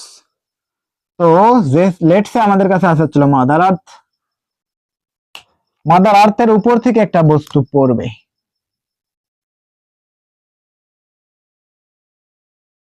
পৃথিবীতে যদি উপর থেকে এই উচ্চতায় থেকে কোনো একটা বস্তু ঠাস করে সেই ভূমির উপরে পড়ে, কত উচ্চতায় থেকে এই বস্তুটা পড়ছে সেই উচ্চতা হচ্ছে এইচ। ঠাস করে একটা বস্তু এম ভরের বস্তু ভূমিতে এসে পড়বে, এই যে গ্রাউন্ড ফ্রেমের উপরে এসে পড়বে। কথা হচ্ছে যে মুহূর্তে এই ভূমিতে আঘাত করবে সেই মুহূর্তে বেগ কত, পাশাপাশি যে সময় নিয়ে পড়বে এই সময়টা কত, কত সময় পর ভূমিতে আঘাত করবে, এই উচ্চতা থেকে ছেড়ে দিলে কত সময় পর ভূমিতে আঘাত করবে, এই ঠিক কত, এই দুইটাই বের করব আমরা। চলো প্রথমে আমরা বের করব কত বলে হিট করবে, পাশাপাশি আমরা বের করব হচ্ছিল কত সময় পরে। প্রথমে আমরা ওই বেগটাকে মেজার করি। চলো এই যে প্রথমে এই অবস্থান বস্তুর মোট শক্তি কত, এই অবস্থানে বস্তুর মোট শক্তি বিভব শক্তি কতটা, এম জি এইচ। যখন এই বস্তুটা পুরো বিভবটা কভার করবে তখন এই যে অবস্থানে, এই অবস্থানে বস্তুর মোট শক্তি কত, গতি শক্তি ই কে ইকুয়াল টু কত। মোট শক্তির হিসাবটা তোমার শিখাই না, একটু পরেই আমরা ওই জিনিসপত্রগুলো শিখবো। তো এই অবস্থানে বস্তুর মোট শক্তি কত, বিভব শক্তি ইপি ইকুয়াল টু কত, এম জি এই যতটা উচ্চতায় নিয়ে আসছি। আর এই অবস্থানে বস্তুর মোট শক্তি কত, হাফ এম বি স্কয়ার। কেন হাফ এম বি স্কয়ার? কারণ বস্তুর পুরো বিভবটাই গেইন করবে হচ্ছে বস্তুর গতিশক্তি উঠাইতে, বস্তুর পুরো বিভবটাই ব্যয় হবে বস্তুর গতিশক্তির উঠাইতে, তাই না? এই পুরো বিভবটাই গেইন করবে বস্তুর গতিশক্তি উঠাইতে। তো এরা দুইজন কিন্তু সমান হবে। আমরা শক্তি সংরক্ষণশীলতার নীতি থেকে কি জানি, কোনো শক্তি আসলে লস হয় না, শক্তি অ্যাকচুয়ালি একটা থেকে আরেকটাতে কনভার্ট হয়। তো সেম জিনিসটাই তো এই জায়গায় হবে, শক্তি মোট বিভব শক্তি ব্যয় হবে হচ্ছিল, পুরো বিভব শক্তি ব্যয় হবে হচ্ছিল গতিশক্তি উঠাইতে। তো এই কেসে কি হবে, বিভব শক্তি এবং গতিশক্তির পরিমাণ সমান হবে, ই পি ইকুয়াল টু কত হবে, ই কে। তো ধরো দুইটাকে সমান, তাহলে কত পাওয়া যায়, ইপি কত, এম জি এইচ আর একে হাফ এম ভি স্কয়ার। তো তুমি দুই জায়গায় থেকে এম এম কাইটা দিতে পারো, দরকার আমাদেরকে এই ভি বের করা, তাই না? তার মানে বাসে কত, G H is equal to কত, ভি স্কয়ার বাই 2। তো 2 কে তুমি এই পাশে গুণ করাই দাও, মানে 2 G H is equal to কত, ভি স্কয়ার। দরকার আমাদের ভি, যদি ভি কে বের করতে চাও তাহলে ওই পাশে রুট করাই দাও, তাই না? এই যে ক্যালকুলেশনটা আমরা একটু এদিক করার চেষ্টা করি। দেখো তো এই জায়গায় আমরা পাইছি কত, G H is equal to কত, ভি স্কয়ার বাই 2। তো তুমি এইটাকে সাইজ চেঞ্জ করেও লিখতে পারতে, যে V square by 2 is equal to কত, জি এইচ। সেম জিনিস তো, সাইড চেঞ্জ করে লেখা যায়। তার মানে V square is equal to কত হইতো, 2 জি এইচ। দরকার আমাদেরকে V is equal to root over 2 G H.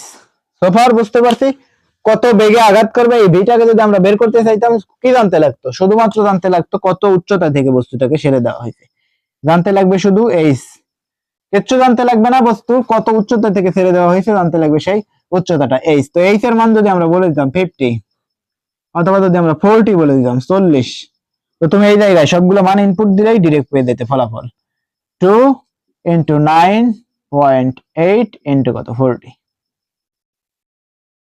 এই পেয়ে যেতে ফলাফল। এই জিনিসটা কি সেম হইতো, তুমি ক্যালকুলেটরে বসাইলে এর মান একদম ডিরেক্ট পেয়ে যাইতা। এই জায়গায় অ্যাকচুয়ালি ক্যালকুলেশন করার কোনো কিছু থাকে না। তো তোমাকে মনে রাখতে হবে কোন সূত্রটা, মনে রাখতে হবে হচ্ছিল V is equal to root over 2 G H. এই এইচ কি, যত উচ্চতায় থেকে আমরা বস্তুটাকে ফেলে দিছি, তো এই উচ্চতা থেকে যদি বস্তুটাকে ফেলে দেই তাহলে ভূমিতে আঘাত করার মোমেন্টের ভেলোসিটি থাকবে হচ্ছিল রুট ওভার 2 জি এইচ। একদম কিন্তু সবকিছু প্রমাণ করে আমি তোমারে দেখাইছি, কারণ আমরা জানি যে শক্তি কখনো লস হয় না, শক্তি শুধু একটা থেকে আরেকটাতে কনভার্ট হয়। তাহলে বিভব শক্তি পুরোটাই গেইন করতে ছিল বস্তুটির গতিশক্তি ওটাইতে। তো ওরা দুইজন সমান, যদি সমান ধরি তাহলে এম দিয়ে এম দিয়ে কাইটা দিলে আমরা পেয়ে যাই কত, V is equal to root over 2 G H. So far এই গেল হচ্ছিল গতির কারবার বা বেগ, কত বেগে ভূমিতে হিট করবে, অথবা ভূমিতে হিট করার মুহূর্তের বেগ কত। কোশ্চেনটা কি, যে ভূমিতে আঘাত করা, তো 50 মিটার উচ্চতা থেকে আমরা একটা বস্তু ফেলে দিছি, ওই বস্তুটা ভূমিতে আঘাত করার মুহূর্তের বেগ কত। ওকে, এই জিনিসটা কিন্তু আমরা পেয়ে গেছি যে কত বেগে আঘাত করবে, V is equal to root over 2 G H. এই এইচ এর মান আমরা দিয়ে তোমাকে ক্যালকুলেশন করে দেখাইছি, বাট মেইন সূত্র থাকবে হচ্ছে এইটা। সোফার ইন আন আপসেল অনেক পরে ফেলছি আমরা। পরবর্তী কনসেপ্ট থাকবে হচ্ছে কত সময় পরে ভূমিতে আঘাত করবে, সেইটাও তো জানতে লাগবে আমাদের। এই যে এইচ পরিমাণ উচ্চতা কভার করতে বস্তুটি কত সময় নিছে, এই জায়গায় গ্র্যাভিটেশনাল এক্সেলারেশন কত, জি। জি এর মান তো আমরা সবাই জানি 9.8। কত সময় পরে ভূমিতে আঘাত করবে সেইটা যদি আমরা বের করতে চাইতাম তাহলে কি জানতে লাগতো, S is equal to UT plus half J T square. ও বেটা, হাফ জে টি স্কয়ার, তাই না? বাট এই জায়গায় কি এস নিলে চলতো, এই এস কিসের সমান, এস কিন্তু এইচ এর সমান। কতটা সে কভার করছে উচ্চতা, এইচ। এস এর পরিবর্তে তুমি বসাইতে কত, এইচ, তাইলে তুমি পেয়ে যাইতে কত, এই যে আদি বেগ, এই অবস্থানে বস্তুর কি কোনো বেগ আছে, আদি বেগ এও কত, শূন্য, তার মানে পুরোটাই শূন্য। তার মানে এইচ ইজ ইকুয়াল টু কত দাঁড়াইতো, H is equal to half G T square, half G T square. তো তোমার জানতে লাগবে কোনটা, এই সময়টাকে বের করবে। তো তুমি পরবর্তীতে একবার এই জায়গা থেকে আমি সময় বের করতে পারতাম, T is equal to root over 2 H, এই বেটা 2 এইচ বাই জি। তোমার বুঝতে কষ্ট হচ্ছে, চলো আমরা তোমাকে আরো একবার ভেঙে শিখাই দিই। তো এই 2 দ্বারা এইচ এর সাথে গুণ করাও, তার মানে কত আছে, 2 এইচ ইজ ইকুয়াল টু কত, জি টি স্কয়ার। তো তুমি যদি টি বের করতে চাও, জি কে এর পাশে ভাগ করাই দাও, 2 H by G is equal to কত, টি স্কয়ার। তো তোমার এই জায়গায় স্কয়ার আছে, বরাবর করে বসাও, তার মানে সাইড চেঞ্জ করে T is equal to root over 2 H by G. আমরা কিন্তু শুরুতেই লিখছিলাম যে root over 2 H by G. So far বুঝতে পারছি যে কত বেগে ভূমিতে হিট করবে এই বস্তুটা, কত সময় পরে, সরি এই সূত্র থেকে বস্তুটাকে ফেলে দিয়েছি, কত সময় পরে ভূমিতে হিট করবে সেই টাইমটা কত, T is equal to root over 2 G 2 H by G, root over 2 H by G. কি জানতে লাগবে, কিচ্ছু জানতে লাগবে না, শুধুমাত্র জানতে লাগবে কত, এইচ। এই যে সূত্র, তুমি বসো। এইবার 50 মিটার উপর থেকে ফেলছো, 50 মিটার উপর থেকে ফেলো, কত সময় পরে ভূমিতে হিট করবে? বসায় দাও মান 2, এইচ কত 50, আর জি তো আমরা সবাই জানি, আল্লাহর দুনিয়ার সবাই জানে, জি ইকুয়াল টু 9.8।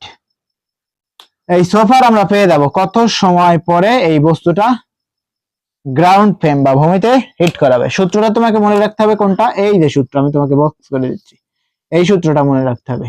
যদি আমরা ফাইনালি সূত্রটাকে আরো একবার উপরে লিখে দিতাম, T is equal to root over 2h by d। এই সমীকরণের পরিচয় কি দিতে হবে? এই সমীকরণে কোনটারে কি বলে? এই সমীকরণে h হচ্ছে উচ্চতা, কত উচ্চতায় থেকে আমরা ফেলছি, উচ্চতা, উচ্চতা এই জি, জি হচ্ছে গ্র্যাভিটেশনাল এক্সেলারেশন বা ত্বরণ, আর এটি হচ্ছে সময়, সময়। প্রপার এই জিনিসপত্রগুলোর পরিচয় আমি তোমারে শিখাই রাখলাম।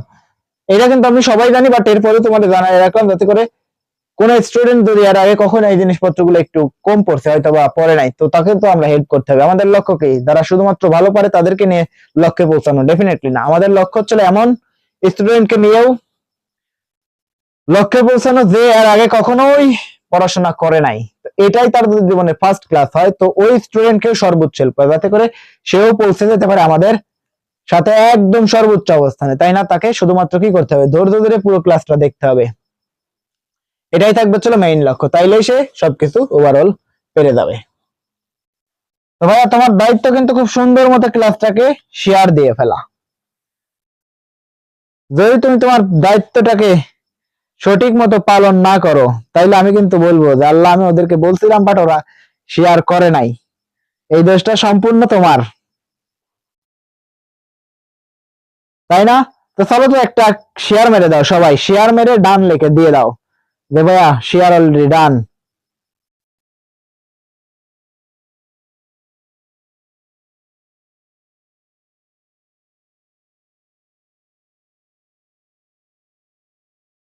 হো সফার আমরা কিন্তু পড়ে ফেললাম হচ্ছিল কত সময় পর আঘাত করবে, পাশাপাশি কত বেগে আঘাত করবে।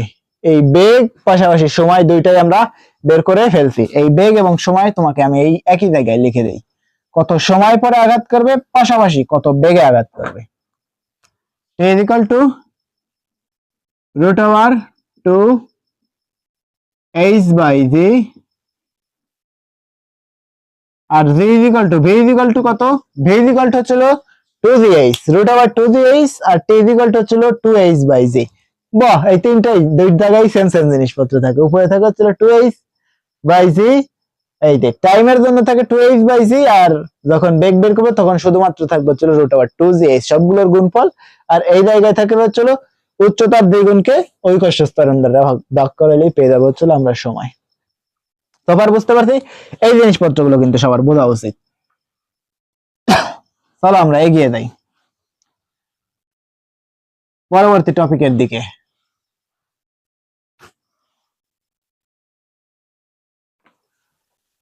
শক্তির সংরক্ষণশীলতার নীতি, এই জিনিসটা দোষ। শক্তির সংরক্ষণশীলতার নীতি মুছে দিলাম সূত্রটাকে, এইটা আর রাখার কোনো ওয়ে নাই, ওটা তো আমরা শিখেই ফেলছি। শক্তির সংরক্ষণশীলতার নীতি কি? লেটস সে এই যে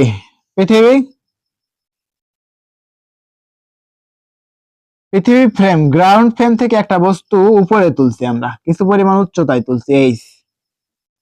তো এই যে উচ্চতা, সে কিছু পরিমাণ উচ্চতা কভার করছে, এই কভার কিন্তু এরিয়াকে বলা হচ্ছিল হাইট বা এইচ, প্রকাশ করা হচ্ছিল এইচ দ্বারা। এই অবস্থানে বস্তুর মোট শক্তি কত থাকবে? মোট শক্তি এ ইকুয়াল টু বিভব শক্তি প্লাস গতি শক্তি। মোট শক্তিকে প্রকাশ করা হয়েছিল বিভব শক্তি প্লাস গতি শক্তি, এই কে বিভব শক্তি প্লাস গতি শক্তি। যদি মাস পয়েন্ট একটা বিন্দু নিতাম আমরা, এইটা হচ্ছিল এ, এইটা বি অবস্থান, তো বি অবস্থানে বস্তুর মোট শক্তি কত হইতো? সেম জিনিস, এ ইকুয়াল টু হইতো কত?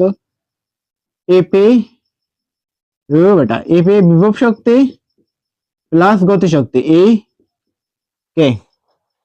at the same time এই যে যখন বস্তুটি গ্রাউন্ড ফ্রেমে আঘাত করতে হয়, বি অবস্থান এবং গ্রাউন্ড ফ্রেমের অবস্থা যদি সি হইতো, এই অবস্থানগুলোকে আমরা এই পাশে লিখি বি সি।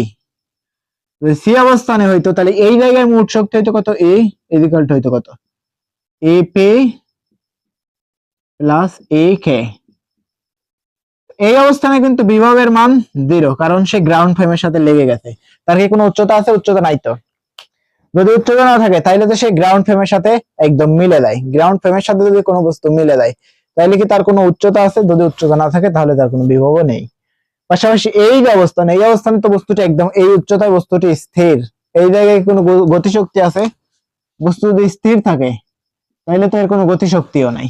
বাট এই অবস্থানে আছে হচ্ছে মোট শক্তি, বিভব শক্তি। এই অবস্থানের মোট শক্তি কত? এপি। এপি ইকুয়াল টু কত? এম জি, এই যতটা উচ্চতায় আমরা নিয়ে আসছি। আর এই অবস্থানে মোট শক্তি কত হইতো? তার কিন্তু বিভব নাই, মোট শক্তি গতিশক্তি একে। একে ইকুয়াল টু কত হইতো? Half M V square. আর এই যে বি অবস্থানে কি কি থাকতো? বি অবস্থানে দুইটাই থাকতো, গতিশক্তি পাশাপাশি থাকতো হচ্ছে বিভব শক্তি। এই যে গতিশক্তি কতটাই থাকতো? দেখো তো, সে কিন্তু এখনো কিছু পরিমাণ উচ্চতায় আছে। পুরো উচ্চতা তো এইচ বি অবস্থানে, তো সে এখনো কিছু পরিমাণ উচ্চতায় আছে। এই যে অবস্থান বি, সে এখনো কিছু পরিমাণ উচ্চতায় আছে। সেই উচ্চতাটা কত? এক্স। এবং সে কিছু পরিমাণ নেমে আসছে উপর থেকে। এই উচ্চতাটা কত? H minus x. কেন এইচ মাইনাস এক্স? পুরো উচ্চতা যদি এইচ হয়, এই পুরো উচ্চতাটা যদি এইচ হয়, তাহলে এই পরিমাণ যদি এক্স হয়, তাহলে এই পুরোটা, এইটা কত? এই পুরো উচ্চতা থেকে এই এক্স কে বিয়োগ করে দিতে আমরা এটা পেয়ে যাবো। তার মানে হচ্ছে এইচ মাইনাস এক্স।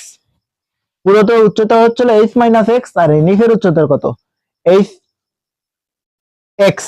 নিচেরটা যদি এক্স হয় তাহলে উপরেরটা হচ্ছে এইচ মাইনাস এক্স। এই পেয়ে গেলাম আমরা হচ্ছে দুইটা অংশের উচ্চতা। বাট এই যে বি অবস্থানে বস্তুদের বিভব শক্তি পাশাপাশি গতি শক্তি আছে, তো বিভব কতটা আছে? যতটা উচ্চতায় আছে এটাই তো বিভব। পাশাপাশি গতি শক্তি কতটা হয়েছে? যতটা সে নেমে আসছে, যতটা নেমে আসছে, নেমে আসার পরিমাণটাই তো হইতে হচ্ছে তার বিভবটাই ব্যয় হয়েছে হচ্ছিল গতিতে। যতটা নেমে আসছে ওই নেমে আসার পরিমাণটাই হচ্ছিল ব্যয় হয়েছে হচ্ছিল বিভব শক্তি, ব্যয় হয়েছে হচ্ছিল গতি শক্তি উঠাইতে। তার মানে সে এখনো কিছু পরিমাণ উচ্চতায় আছে হচ্ছিল এক্স পরিমাণ, তাহলে এক্স হচ্ছিল বিভব শক্তি, আর যতটুকু নেমে আসছে ওইটা হচ্ছিল গতি শক্তি। তার মানে মোট শক্তি হবে হচ্ছিল বিভব শক্তি, এ ইকুয়াল টু হবে কত? বিভব শক্তি তো কত? এম। এই জিনিসটাকে আমরা এই দিক বরাবর লিখবো। এই যে বি অবস্থানে ই অফ বি, এটাকে যদি আমরা ই অফ এ ধরি, ই অফ বি, এবং এই অংশ হচ্ছিল ই অফ বেটা, এই অংশ হচ্ছিল ই অফ সি। এই ই কে আমরা এই জায়গায় লিখে দিই, মুছে দেই। তো ই অফ বি অবস্থানে কত হইতো? E of B. মোট শক্তি অফ বি অবস্থানে মোট শক্তি কত হইতো? এপি। এপি প্লাস হচ্ছিল এ কে। ওই জিনিসটা এবার আমরা এই জায়গায় লিখবো। এপি ইকুয়াল টু কত হইতো? M G X. এই যতটা উচ্চতায় আছে, কতটা উচ্চতায় আছে এখন সে এক্স পরিমাণ, এম জি এক্স প্লাস গতিশক্তি কত হইতো? Half M B square. V square. তো এই ভি ইকুয়াল টু তোমাকে আমি কিন্তু বের করা শিখাইছি। ভি ইকুয়াল টু হচ্ছে রুট ওভার 2 জে এইচ, আর বি স্কয়ার ইকুয়াল টু কত হইতো? Root over 2 G H. But এই জায়গায় সে কতটা নামছে? পুরো এইচ পর্যন্ত কি নামছে? না, সে নামছে কত? H minus x. এই এইচ মাইনাস এক্স যতটুকু নামছে ততটুকুই তো গেইন করছে হচ্ছে বস্তুর গতিশক্তি উঠাইতে। তো তুমি এই জায়গায় ভি স্কয়ার ইকুয়াল টু বসাবে কত? এইচ এর পরিবর্তে লিখবে চলো এইচ মাইনাস এক্স, তাইলেই তুমি পেয়ে যাবে একদম ফলাফল। তাহলে আমরা পাবো হচ্ছিল এম জি এক্স প্লাস হচ্ছিল হাফ এম বি স্কয়ারের পরিবর্তে আমরা লিখতে পারবো কত? 2 জে এইচ মাইনাস এক্স। বসায় দাও, যদি এইচ মাইনাস এক্স বসাও তাহলে এই টু আর এই টু কাটা, তো তুমি এম জি কমন নিতে পারো, এম জি কমন নিতে পারো। তাহলে এই জায়গায় আছে কত? এক্স ওর বাট আরো একটা ব্র্যাকেট দেই, X plus H minus X. দেখো তো প্লাস এক্স আর মাইনাস এক্স বাদ গেলে বাসে কত? M G H. তো বি অবস্থানের মোট শক্তি কত হবে? M G H E of B. এইটা হচ্ছিল মেইন সূত্র ই অফ বি এর। এই বেটা কই দাস, ই অফ বি এর মেইন সূত্র হচ্ছিল এইটা, আর ই অফ বি এর ডিরাইভকৃত ফর্মুলা, মানে আমরা দেখতে চাই যে সবগুলো অবস্থানের মোট শক্তির সংরক্ষণশীলতা মেনে চলে কিনা। ডেফিনেটলি এটা মেনে চলে, এই যে শক্তির সংরক্ষণশীলতা। মেনে চলবে। তো এই অবস্থানে বস্তুর মোট শক্তি কত হইতো, মান টোটালটাই কিন্তু সে নেমে আসছে। এই যে ভি এর পরিবর্তে আমরা কত বসাইতে, এই জায়গায় half M B square, V এর পরিবর্তে বসাইতাম কত, বি স্কয়ার এর পরিবর্তে, কারণ সে কতটা উচ্চতা নামছে, পুরো এইচ এর সমান, তার মানে এই জায়গায় বসাইতো কিন্তু 2g এইচ। তো তুমি এই মান দেয় এই জায়গায় বসাইতো 2g এইচ, তার মানে এই 2 বাদ গেলে বাঁচে কত, এম জি এইচ। আর এই অবস্থানে তো এম জি এইচ আছেই, এম জি এইচ এই অবস্থানে কত, A of M G H আর ই অফ বি কিন্তু আমরা মাত্রই বের করছি, E of B is equal to কত, এম জি এইচ। কথা হচ্ছে সে সবকিছুই মেনে চলবে, তার মানে এই যে সবকিছুই কিন্তু সমান আইছে, E of A is equal to E of B is equal to কত, ই অফ সি, তিনটা কিন্তু সমান। বুঝতে পারছি? সোফার এই জিনিসপত্র যদি তুমি না বুঝো, আমি তোমার একদম স্টেপ টু প্রত্যেকটা লাইন ধরে ধরে বোঝাইছি কিভাবে কাজ করে, প্রত্যেকটা লাইন এইভাবে যদি তুমি ক্লাস করো ভাইয়া, তুমি কোথাও আটকাবে না, আর দুনিয়ায় কোথাও আটকাবে না। আর এইভাবে বাংলাদেশে কোনো কোর্সেই তুমি হয়তোবা ক্লাস পাবে না, কোনো কোর্সেই পাবে না, আই গ্যারান্টি। আমি তোমাকে গ্যারান্টি দিয়ে বলতে পারি যে বাংলাদেশের কোনো কোর্স, তুমি বলতে পারো বুয়েট, ডিইউ, ডিএমসি, আরএমসি, কেউ পড়াইতে পারবে না। আমি student of A level physics. বুঝতে পারছো? ওই বুয়েট, ডিইউ থেকে অনেক এগিয়ে এরা। তুমি যদি এই জিনিসপত্রগুলো দেখো তাইলে সোফার সবকিছু ক্লিয়ার হবে তোমার, সব এভরিথিং। যদি সবকিছু ক্লিয়ার হয় তবে এই জিনিসটাও কিন্তু তোমার ক্লিয়ার হওয়া উচিত। যদি এই পর্যন্ত বুঝতে পারি তাহলে সোফার যথেষ্ট সুন্দর, যথেষ্ট সুন্দর হয়েছে জিনিসপত্রগুলো। ওকে, চলো এই জিনিসটা যদি আমি তোমার আরো একবার দেখাইতাম, তো এই অবস্থানে মোট শক্তি কত হবে, গতিশক্তি। এই অবস্থানের মোট শক্তি গতিশক্তি পাশাপাশি বিভব শক্তি। তো গতিশক্তি আছে, বস্তুটি এই অবস্থানে স্থির। যদি স্থির থাকে তাহলে এই বস্তুর কোনো গতিশক্তি নাই, যদি গতিশক্তি না থাকে তাহলে এই অবস্থানে মোট শক্তি কত, বিভব শক্তি এম দিয়ে। পাশাপাশি বি অবস্থানে বস্তুর কি কি আছে, বস্তু এখনো কিছু পরিমাণ উচ্চতায় আছে, পাশাপাশি বস্তুর কিছু পরিমাণ নেমে আসছে। কতটা উচ্চতায় আছে, বস্তুটি এক্স পরিমাণ উচ্চতায় আছে, আর বস্তুটি নেমে আসছে কতটুকু, পুরো উচ্চতা যদি এইচ হয়, নেমে আসছে কত, এইচ মাইনাস এক্স। তার মানে যতটা নেমে আসছে ওই পুরো নেমে আসার অংশটাই বিভব, পুরো বিভবটাই গেইন করছে গতিশক্তি উঠাইতে। তো এই জায়গাগুলোই আমরা এই জিনিসপত্র বসাইছি। এই যে কতটা বিভবকে গেইন করছে সে, 2g h মাইনাস এক্স, তাই না? এইটাই তো এই যে গতিশক্তি উঠাইছে। যদি ফলাফলটা আমরা শেষ পর্যন্ত বের করতাম তাহলে আমরা পেয়ে যাইতাম কত, mg x plus H minus X. Plus X আর মাইনাস এক্স কেটে দিলে বেঁচে কত, এ বি ইকুয়াল হচ্ছিল mg h। তার মানে এই বি অবস্থানে মোট শক্তি কত হবে, mg h। এবং সি অবস্থানে, এই অবস্থানে শুধুমাত্র থাকে কি, গতিশক্তি, বিভব তো নাই, কারণ সে একদম সারফেসের সাথে মিলে গেছে, গ্রাউন্ড ফ্রেম বা সারফেসের সাথে মিলে গেছে। যদি সারফেসের সাথে মিলে যায় তার মানে তার কি আছে, শুধুমাত্র আছে হচ্ছিল গতিশক্তি। আর গতিশক্তি এই জায়গায় কতটা উচ্চতা কভার করতে, সে পুরো এইচ এর সমান, এই যে বসাইছে, এইচ এর সমান যদি উচ্চতা কভার করে তাহলে 2 বাদ দিলে বাঁচে কত, mg h। তার মানে E of A, E of B equal to হচ্ছে ই অফ সি। তিন অবস্থানের শক্তি সমান হবে। দ্যাটস ওয়াই আমরা বলতে পারবো যে গতিশক্তি সংরক্ষণশীলতার নীতি মেনে চলে। সোফার বুঝতে পারছি? যদি আমরা বুঝে থাকি তবে আমরা এগিয়ে যাব পরবর্তী টপিক, নিক্ষিপ্ত বস্তুর মোট ফ্লাইং টাইমের দিকে।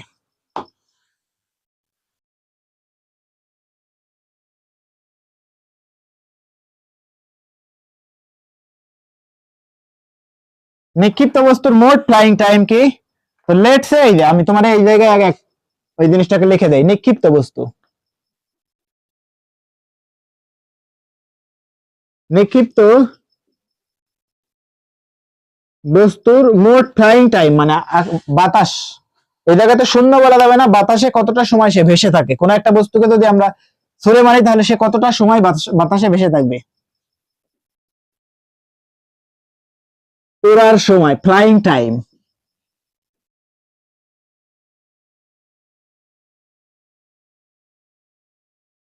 নিক্ষিপ্ত বস্তুর মোট ফ্লাইং টাইম, আমি ওই জায়গায় কিন্তু লেখাটাকে একটু আদে বাদে করে লিখছি, কারণ এই জায়গায় আমরা খুব সুন্দর মতো লিখে রাখছি। তুমি নিক্ষিপ্ত বস্তুর মোট ফ্লাইং টাইমকে কিভাবে নির্ণয় করবে? Quite simple. The let's say আমাদের কাছে মাদার আর্থ, এই মাদার আর্থ থেকে যদি তুমি একটা বস্তুকে নিক্ষেপ করো, একদম স্ট্রেট লাইন বরাবর ছুঁড়ে মারো, স্ট্রেট লাইন বরাবর ছুঁড়ে মারো, তাহলে ডেফিনেটলি সে কিছু পরিমাণ উচ্চতা কভার করবে। কতটা উচ্চতায় উঠবে সে, এইচ, তাই না? তো এই অবস্থানে বস্তুটির মোট শক্তি আমরা এইগুলো সময় মাত্রই নির্ণয় করছি। বাট এই যে বস্তুটি উপর পর্যন্ত উঠছে, কতটা সময় লাগছে উঠতে, একে বলা হচ্ছিল উত্তোলন কাল। পাশাপাশি কতটা সময় লাগবে পড়তে, তাকে বলা হচ্ছিল পতন কাল। আর এই উত্তরণ কাল পাশাপাশি পতন কাল মিলে হবে হচ্ছিল মোট ফ্লাইং টাইম বা মোট ভাসমান সময়। এই মোট ভাসমান সময়টাকে তুমি কিভাবে বের করবে? কোয়াইট সিম্পল, আমরা জানি যে V is equal to U plus A T. এই যে ভি এর মান তোমাকে ধরতে হবে 0, তো এই যে অবস্থান হবে শেষ বেগ কত হবে? 0। আর আদি বেগে তো তুমি কোন একটা বেগে ছুড়ে মারবেই, হতে পারে লেটসে তুমি যে কোনো বেগে ছুড়ে মারতে পারো, 20, 10, 15 যে কোনো বেগে ছুড়ে মারতে পারো। তো সর্বশেষ বেগ কত হবে? তুমি যত জোরেই ছুড়ে মারো না কেন এই বস্তুটা শেষ পর্যন্ত বেগ 0 হবে, এরপরে আবার পড়তে থাকবে। তার মানে শেষ বেগ তার 0 হবেই। তার মানে যদি তুমি শেষ বেগটাকে 0 ধরো তাইলে টি ইজ ইকুয়াল টু কত দাঁড়ায়? টি ইজ ইকুয়াল টু মাইনাস, ওই বেটা এটাকে ভি ধরতে হবে কারণ গ্র্যাভিটেশনাল এক্সেলারেশনে কাজ করবে এই জায়গায়। এর পরিবর্তে ধরতে হবে জি, তো মাইনাস ইউ বাই জি, তাই না? তো এই জায়গায় কেন মাইনাস হবে না? এই জায়গা থেকে অ্যাকচুয়ালি মাইনাস আসার কথা, তো সমীকরণের ডান থেকে বামে নিলে তো চেঞ্জ হবেই, মাইনাস হবে। বাট কেন মাইনাস হবে না? কারণ তুমি তো এই বস্তুটাকে ছুড়ে মারছো কার দিকে? এই গ্র্যাভিটির এগেইনস্টে। যদি গ্র্যাভিটির এগেইনস্টে ছুড়ে মারো তাহলে এই জায়গায় মাইনাস থাকবে না। হবে কত? T is equal to U by G. এই যে T is equal to U by G পাইছি কত? এটা হচ্ছিল উপরের দিকে ওঠার সময়, T is equal to U by G. Definitely এই বস্তুটা আবার নামতে কিছু পরিমাণ সময় নেবে, কতটুকু? এই টি এবং টি ওয়ান, ওঠার সময়টাকে যদি আমরা টি ওয়ান ধরি এবং নামার সময়টাকে যদি আমরা টি টু ধরি, উঠতে এই বস্তুটা যতটা সময় নেবে এট দ্য সেম টাইম নামতেও বস্তুটা সম পরিমাণ সময় নেবে। তার মানে টি ওয়ান এবং টি টু সমান হবে।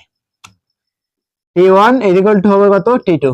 T one is equal to T two হয়, তার মানে নামতে যতটুকু সময় নেবে পাশাপাশি উঠতেও ততটুকু সময় নেবে। তো মেইন সময় কত? মোট flying time T is equal to কত হবে? T one plus T two. যোগ করে ফেলো, টি ওয়ান কত? এই দুইটাই কিন্তু same, U by G plus কত হইতো? U by G. তো তুমি এই দুই জায়গা থেকে লসাগু করলে কত পাচ্ছে? জি।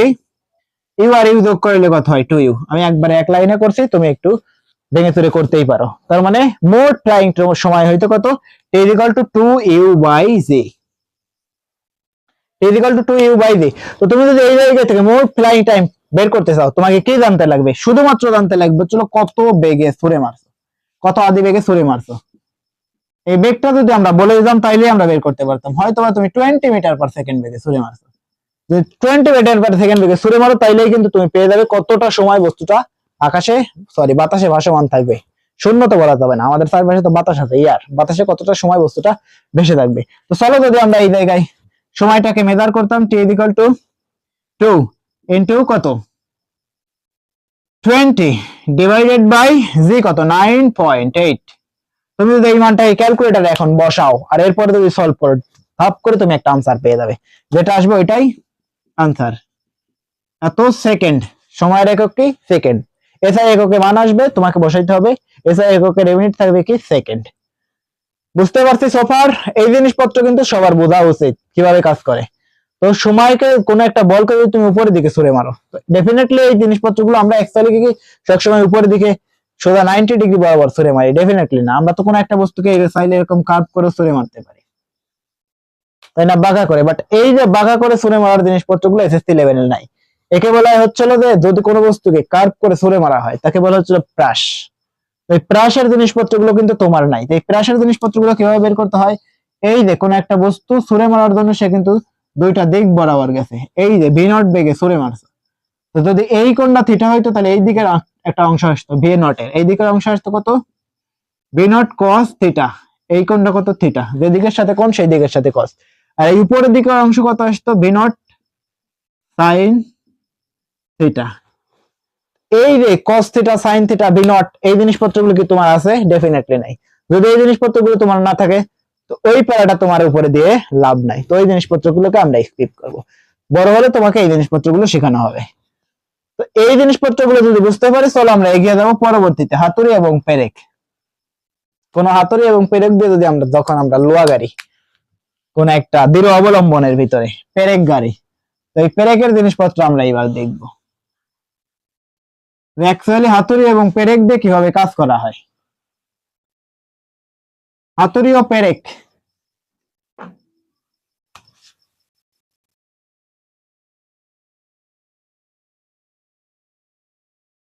হাতুড়ি ও পেরেক, হাতুড়ি ও পেরেক কি? লেটস সে আমাদের কাছে একটা দেয়াল আছে বা মাটি আছে, এর উপরে একটা পেরেক আছে, পেরেক। এই পেরেককে যদি আমরা একটা হাতুড়ি দিয়ে এই উচ্চতায় থেকে ফেলে দেওয়া হয় হাতুড়ি, তো ডেফিনেটলি একটা উচ্চতায় থেকে এই হাতুড়িটা এর উপরে এসে পড়বে। এই উচ্চতাটা কত? এইচ। তো এই হাতুড়ির ভর যদি এম হয়, তো এই হাতুড়িটা যদি এই পেরেকের উপরে পড়ে, ডেফিনেটলি পেরেকটা মাটির ভিতরে কিছু পরিমাণ গেঁথে যাবে। লেটস সে হাতুড়িটা পেরেকে মাটির ভিতরে এক্স পরিমাণ গেঁথে দেয়। এই এক্স কতটা সে গেঁথে গেছে মাটির ভিতরে, কতটা গেঁথে গেছে? এক্স পরিমাণ। তো সে মোট কতটা বিভব হারাইছে, তার মোট হারানো বিভব কতটা? এই মাটির গড় বাধা দানকারী বল হচ্ছিল এফ। মাটি বা যে বস্তুর ভিতরে তুমি পেরেকটা প্রবেশ করাবে, সেই বস্তু বা কাঠ অথবা যে কোনো দেয়াল, ওর বাধাদানকারী বল হচ্ছিল এফ। এবং কতটা গেঁথে দেবে? সে এক্স পরিমাণ। কত উচ্চতা থেকে পড়বে হাতুড়টা এই পেরেকের উপরে? এইচ পরিমাণ। তো এই কতটা বিভব সে হারাবে, মোট হারানো বিভবটাই কাজ করবে হচ্ছিল মাটির গড় বাধা দানকারী বলের বিরুদ্ধে। এটা হচ্ছিল কেস নাম্বার 1। তো হারানো বিভব কতটা? এই জায়গা থেকে সে হারাবে হচ্ছিল এম জি এইচ, তার মানে সে এইচ পরিমাণ সরবে। পাশাপাশি এক্স পরিমাণ মাটির ভিতরে প্রবেশ করার জন্য আরো কিছু পরিমাণ বিভব হারাবে। কতটুকু? M G X. এই মোট হারানো বিভব কাজ করবে কার বিরুদ্ধে? মাটির গড় বাধা দানকারী বলের বিরুদ্ধে। তার মানে M G H plus M G X equal to কত? মাটির গড় বাধা দানকারী বল এফ এক্স। তো তুমি এই জায়গায় থেকে এম জি কমন নিতে পারো, M G H plus X equal to কত? F X. সোফার বুঝতে পারছি জিনিসপত্রগুলো কিভাবে কাজ করবে। এই হাতুড়িকে যদি তুমি উপর থেকে ফেলে দাও, শুধুমাত্র ফেলে দাও, তাইলে কতটুকু প্রবেশ করবে? এক্স পরিমাণ মাটির ভিতরে গেঁথে যাবে। যদি এক্স পরিমাণ মাটির ভিতরে গেঁথে যায়, তাহলে এই হাতুড়টা মোট কতটুকু বিভব হারাবে? উপর থেকে পড়ার কারণে এইচ পরিমাণ উচ্চতা কভার করার কারণে তার হারানো বিভব হচ্ছিল এম জি এইচ, এবং মাটির ভিতরে এক্স পরিমাণ গেঁথে যাওয়ার কারণে তার হারানো বিভব হচ্ছিল এম জি এক্স। ওই বেটা, এটা এইচ লিখছি কেন? এটা হচ্ছিল এম জি এক্স। যদি এক্স হয়, তাহলে মোট হারানো বিভব কত? M G H plus M G X. এই মোট হারানো বিভব ব্যয় হবে কার বিরুদ্ধে? মাটির গড় বাধা দানকারী বল এফ এক্স। তার মানে M G H plus M G X equal to F X. তো এম কে কমন নিলে আমরা পেয়ে যাই H plus M G H plus X equal to হচ্ছিল এফ এক্স। এই সমীকরণের কোন দ্বারা কি বলে? এইচ হচ্ছিল কত উচ্চতা থেকে পড়ছে? এক্স। এক্স হচ্ছিল এই যে কতটা গেথে গেছে মাটির ভিতরে, এই এফ মাটির গড় বাধা দানকারী বল, আর এক্স এর পরিচয় তো আমরা আগেই দিয়ে রাখছি। আর এম হচ্ছে হাতুড়ির ভর, আর জি তো আমরা সবাই জানি গ্র্যাভিটেশনাল এক্সেলারেশন বা অভিকর্ষ ত্বরণ। সোফার এই গেল প্রথম কনসেপ্ট। বাট অ্যাকচুয়ালি কি এই কনসেপ্টটা এরকম ভাবে কাজ করে? ডেফিনেটলি না। কি করা হয়, একটা পেরেক যখন আমরা কোন একটা অবলম্বনের ভিতরে প্রবেশ করাই, ডেফিনেটলি হাতুড়ি দিয়ে উপরে এই পেরেকের উপরে হিট করানো হয়। এই পেরেকের উপরে হাতুড়ি দিয়ে ডেফিনেটলি বাড়ি দেওয়া হয়। এই যে একটা হাতুড়িকে ভি বেগে বাড়ি দেওয়া হয়, একটা গতিশক্তি দিয়ে বাড়ি দেওয়া হয়। গতিশক্তি কত? Half M V square. Half M V square. এই হাফ এম ভি স্কয়ার এই সমপরিমাণ গতিশক্তি দ্বারা এই উপরে পেরেকের উপরে হিট করানো হয়। এই কে? Half M V square. এই এতটুকু গতিশক্তি দ্বারা এই পেরেকের উপরে হিট করা হয়। এতে করে পেরেকটা ডেফিনেটলি মাটির ভিতরে কিছু পরিমাণ প্রবেশ করে। লেটস সে এক্স পরিমাণ গেঁথে যায়, তাই না? এক্স। তো দেখো তো মোট কতটা বিভব হারাইছে। এক্স পরিমাণ গেঁথে দেওয়ার কারণে সে কিন্তু কিছু পরিমাণ বিভব হারাইছে, এম জি এক্স। তার মানে মোট ব্যয়িত শক্তি কত? এই মাটির গড় বাধা দানকারী বল কত? এফ। এফ মাটির গড় বাধা দানকারী বল যদি এফ হয়, তাহলে মোট ব্যয়িত শক্তি half M V square plus M G H equal to কত? F X. এফ এক্স এই মাটির গড় বাধা, ওই বেটা এটা এইচ লিখছি কেন? এটা হচ্ছিল এক্স। তার মানে আমরা পেয়ে গেছি half M V square plus M V X equal to কত হইতো? F X. এটা হচ্ছিল মেইন কেস। আমরা তো অ্যাকচুয়ালি যখন কোনো পেরেককে কোনো বস্তুর ভিতরে প্রবেশ করাই, পেরেকের উপরে তো হাতুড়ি দিয়ে হিট করাই, বাড়ি মারি, কতটা ধরে বাড়ি মারি সেই বেগটা যদি আমরা বলে দেই, তাইলেই কিন্তু আমরা পেয়ে যাবো বস্তুটা কতটা গেঁথে যাবে। এবং কি কি জানতে লাগবে? জানতে লাগবে চলো এই দেয়াল অথবা তক্তা অথবা মাটি এর বাধাদানকারী বল কত, কতটা মাটির ভিতরে গেঁথে গেছে সেই পরিমাণটা জানতে হবে। পাশাপাশি কত ভরের হাতুড়ি দ্বারা আমরা পিটুনি দিছি জানতে লাগবে, কত বেগে আমরা বাড়ি দিছি, তাইলেই আমরা পেয়ে যাব কতটা গেঁথে গেছে, তাই না? এই এক্স এর মান যদি আমরা বের করতে চাই, তাহলে তিনটা প্যারামিটার দরকার লাগবে। ছিল কত বেগে হিট করাইছি, লাগবে ছিল কত ভরের হাতুড়ি দিয়ে হিট করাইছি, এবং এই মাটির গড় বাধাদানকারী বলের মান জানতে হবে। তাইলেই আমরা পেয়ে যাবো হচ্ছিল এই পেরেকটা মাটির ভিতরে কতটা গেঁথে যাবে। সোফার ক্লিয়ার? এইগুলো মোট দুইটা কনসেপ্ট। আর আরো একটা কনসেপ্ট আছে, সেটা কোয়াইট সিম্পল, 3 নাম্বার কনসেপ্টটা। তো লেটস সে তুমি একটা দেয়াল, এই যে দেয়াল, এই দেয়ালে তুমি যদি একটা দেয়াল ঘড়িকে পেরেক দ্বারা আটকাইতে চাও, তো ডেফিনেটলি তুমি এই জায়গায় কিছু পরিমাণ গতিশক্তি দিয়ে বাড়িয়ে দিবে, হাফ এম বি স্কয়ার। কতটুকু? Half M B square. আর এই দেয়ালের বাধাদানকারী বল কত? এফ। এই দেয়ালের ভিতরে কতটা গেঁথে যাবে পেরেকটা? এক্স পরিমাণ। এই যতটা গেঁথে গেছে এই পরিমাণটা কত? এক্স। এই দেয়ালের বাধাদানকারী বল এফ। তার মানে এই জায়গায় 90 ডিগ্রি বরাবর কোনো উপাংশ থাকে? 90 ডিগ্রি বরাবর কোনো উপাংশ থাকে না। তার মানে এই পুরো গতিশক্তিটাই ব্যয় হবে হচ্ছিল M J M half M B square equal to কত হবে? F X. এই জিনিসটা ভেরি সিম্পল, যে পুরো গতিশক্তিটাই ব্যয় হবে হচ্ছিল এই যে দেয়ালের গড় বাধাদানকারী বলের বিরুদ্ধে, পুরো গতিশক্তিটাই ব্যয় হবে। যদি তুমি এই দিক বরাবর মারতে একটা পেরেক, তাইলে কি হইতো? এই বিভব তো আর নিচের দিকে কাজ করতেছে না, কারণ 90 ডিগ্রি বরাবর। এই যে বিভব কখন কাজ করে? নিচের দিকে। বাট বিভব কি 90 ডিগ্রি বরাবর কখনো উপাংশ থাকে? কোনো উপাংশই 90 ডিগ্রি বরাবর থাকে না। তো যদি তুমি 90 ডিগ্রি নিচের দিক মারো, তাইলেই বিভবের ক্যালকুলেশনটা আসে। যদি এই দিক বরাবর মারো, তাইলে তো বিভবের কোনো হিসাব নিকাশ নাই এই জায়গায়।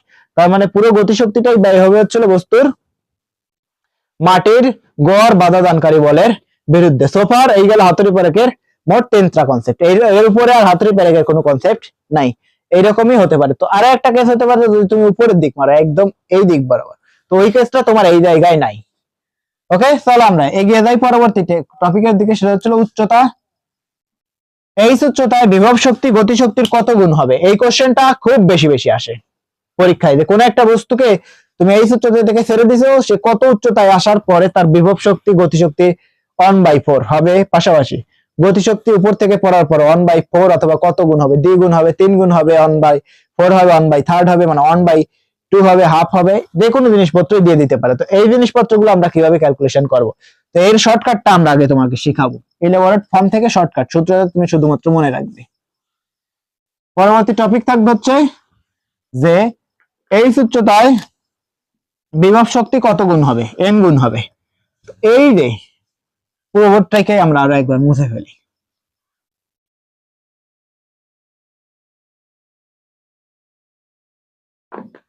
যদি আমরা মাদার আর্থ, এটাকে বলা হচ্ছিল মাদার আর্থ বা গ্রাউন্ড ফ্রেম, এর উপর থেকে যদি একটা বস্তুকে ছেড়ে দেই, ডেফিনেটলি এই বস্তুটা নিচের দিকে পড়তে থাকবে, তাই না? তো এই যে অবস্থান, উপরের অবস্থান এ, এই অবস্থান বি, এবং সর্বনিম্ন যে অবস্থানে সে পৌঁছাইছে এটাকে বলা হচ্ছিল সি। তো সে মোট কতটা উচ্চতা কভার হচ্ছে? এইচ উচ্চতা থেকে সে পড়ছে। তো এই যে এখনো বস্তুটি যে বি অবস্থানে আছে, এই অবস্থানকে বলা হচ্ছিল সি। সে কতটা উচ্চতায় আছে? এক্স। তাহলে এই অংশটা কত হবে? পুরো উচ্চতা যদি এইচ হয়, তাহলে এই অংশটা ডেফিনেটলি হবে হচ্ছিল এইচ মাইনাস এক্স, তাই না? যদি এই যে সমীকরণ দেখো, একটা হরিজন্টাল লাইন, এর পুরো দৈর্ঘ্য কত? এইচ। এই অংশটা যদি তুমি এক্স ধরো, তাহলে বাকি এই অংশটা কত হবে? Definitely H minus X. তো সেম জিনিস, এই অংশটা হচ্ছে এইচ মাইনাস এক্স, নিচের অংশ ধরছি আমরা এক্স। কথা হচ্ছে যে এই কত উচ্চতায়, এই এক্স উচ্চতায় বিভব শক্তি গতিশক্তির কত গুণ হবে, অথবা কত উচ্চতায় বিভব শক্তি গতিশক্তির এন গুণ হবে? এন মানে যে কোনো কিছু দিয়ে দিতে পারে, 4, 5, 6, 7, 8, 10, অথবা 1/4, 1/6, 1/7, যে কোনো কিছু দিয়ে দিতে পারে। তো এই জিনিসপত্রগুলো অ্যাকচুয়ালি কিভাবে কাজ করবে? ওই যে সেম জিনিস, বস্তুর এই অবস্থানে মোট শক্তি কত? বিভব শক্তি A P plus A K. Kinetic এনার্জির মান কত? 0, কারণ বস্তুটি স্থির। বস্তুটি যখন এই অবস্থানে আসবে, এই অবস্থানে তার দুইটা শক্তি থাকবে, বিভব শক্তি প্লাস গতি শক্তি। এ ইকুয়াল টু হচ্ছিল এ P plus A K, kinetic energy পাশাপাশি হচ্ছিল বিভব শক্তি। এই বিভব কতটা হবে? এই যে যতটা উচ্চতায় আছে, আর গতি শক্তি যতটা নেমে আসছে। আর এই অবস্থানে বস্তুর মোট শক্তি কত হবে? এ ইকুয়াল টু হচ্ছিল এপি প্লাস এ কে।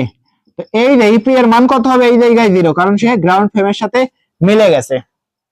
যদি সে গ্রাউন্ড ফ্রেমের সাথে মিলে যায়, তার বিভব নাই, এই জায়গায় শুধুমাত্র থাকবে হচ্ছিল গতিশক্তি। কথা হচ্ছিল কত উচ্চতায় এরা সমান হবে?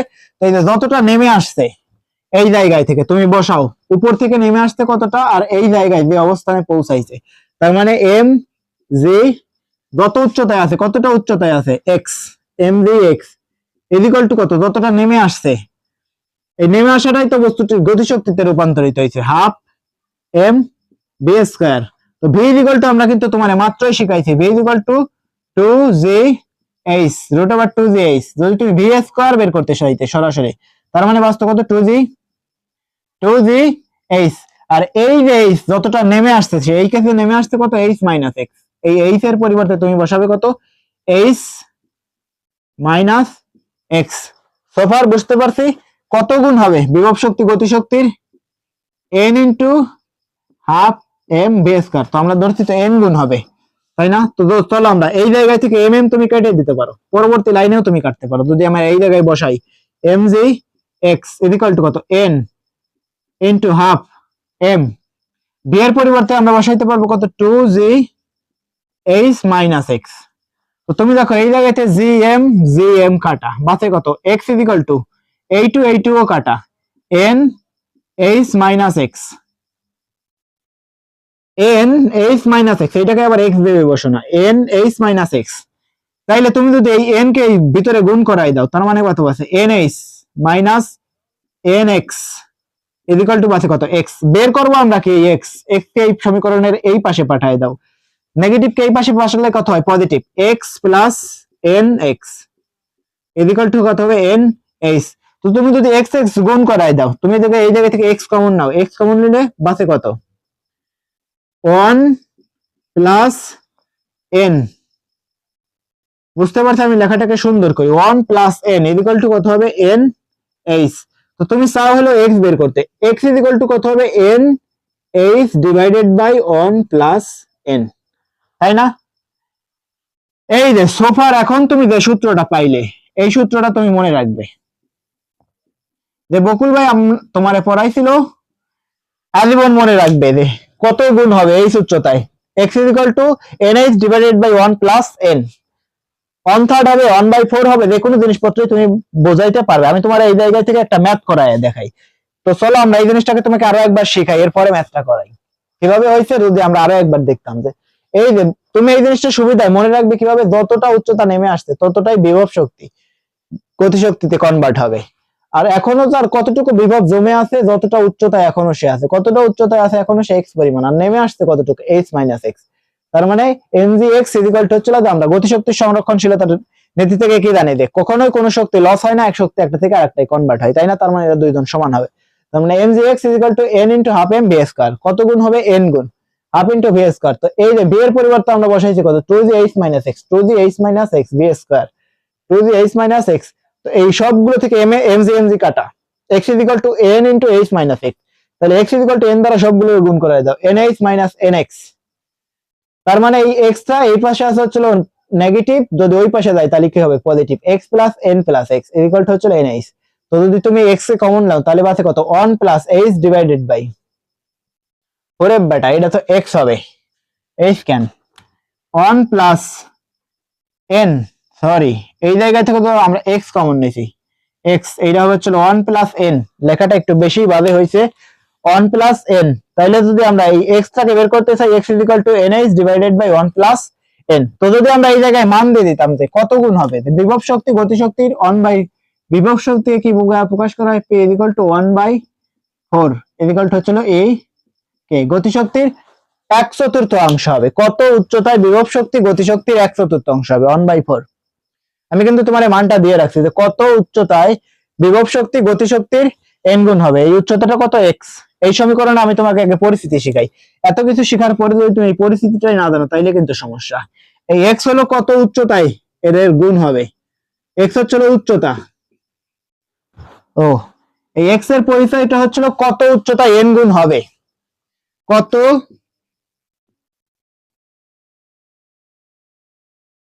কত উচ্চতায় n গুণ হবে। আর এই এইচ এর এইচ এর পরিচয় হচ্ছিল কি, যত উচ্চতায় থেকে বস্তুটা পড়বে, উচ্চতা, সোজা কথা হচ্ছিল উচ্চতা।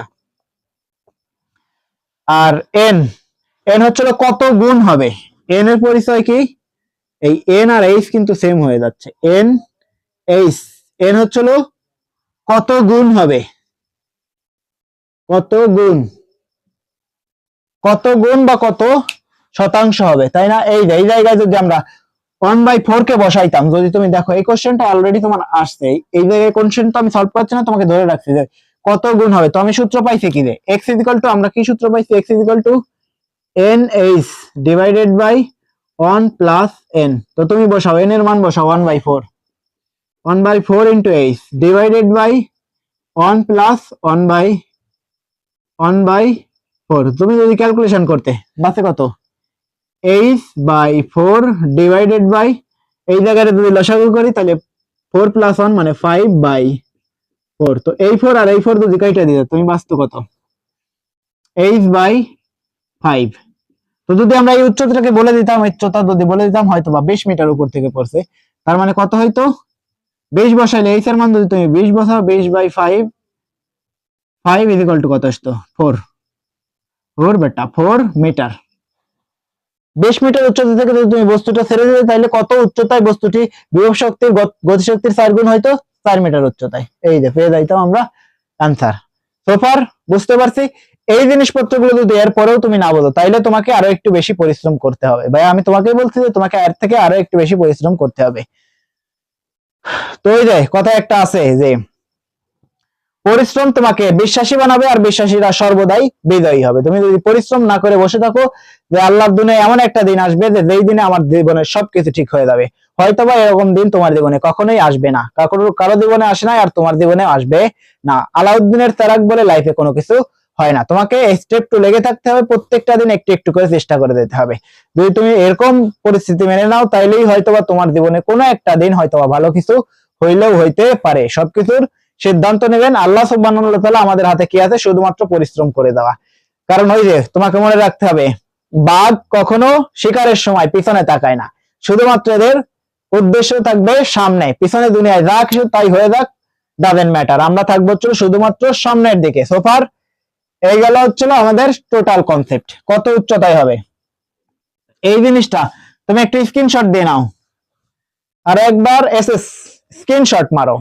ওকে ওকে, যদি স্ক্রিনশট মারা শেষ হয় তবে এই জিনিসটা শেষ। তো x is equal to nh divided by 1 plus n, n is divided by 1 plus n, x is equal to nh divided by 1 plus n। এটা তুমি ঠাটায় মুখস্থ করে ফেলো, আমি কিন্তু এটা 4 স্টার দিয়ে রাখছিলাম, তোমার বোর্ডে এই কোশ্চেনটা অলরেডি আসতে এবং আসবে আরো বারবার। আমি তোমাকে কিন্তু শর্টকাট সুন্দর শিখায় রাখছি খুব সুন্দর মতো।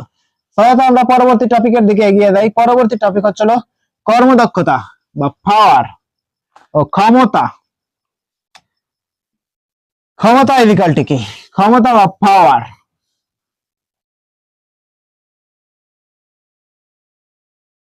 ক্ষমতা বা পাওয়ার, পাওয়ার ইকুয়াল টু কি, work by time,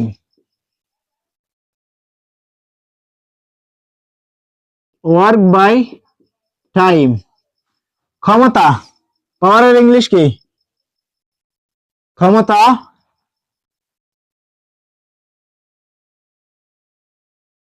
power equal to হচ্ছিল ওয়ার্ক মানে কি কাজ, আর টাইম মানে কি সময়। অ্যাকচুয়ালি এর প্রকাশ করা হয় কিভাবে, ক্ষমতা ইকুয়াল টু হচ্ছিল পি ইকুয়াল টু হচ্ছিল ডব্লিউ বাই টি। এই সমীকরণের কোনটার কি বলে, পি হচ্ছিল পাওয়ার বা কাজ, ক্ষমতা,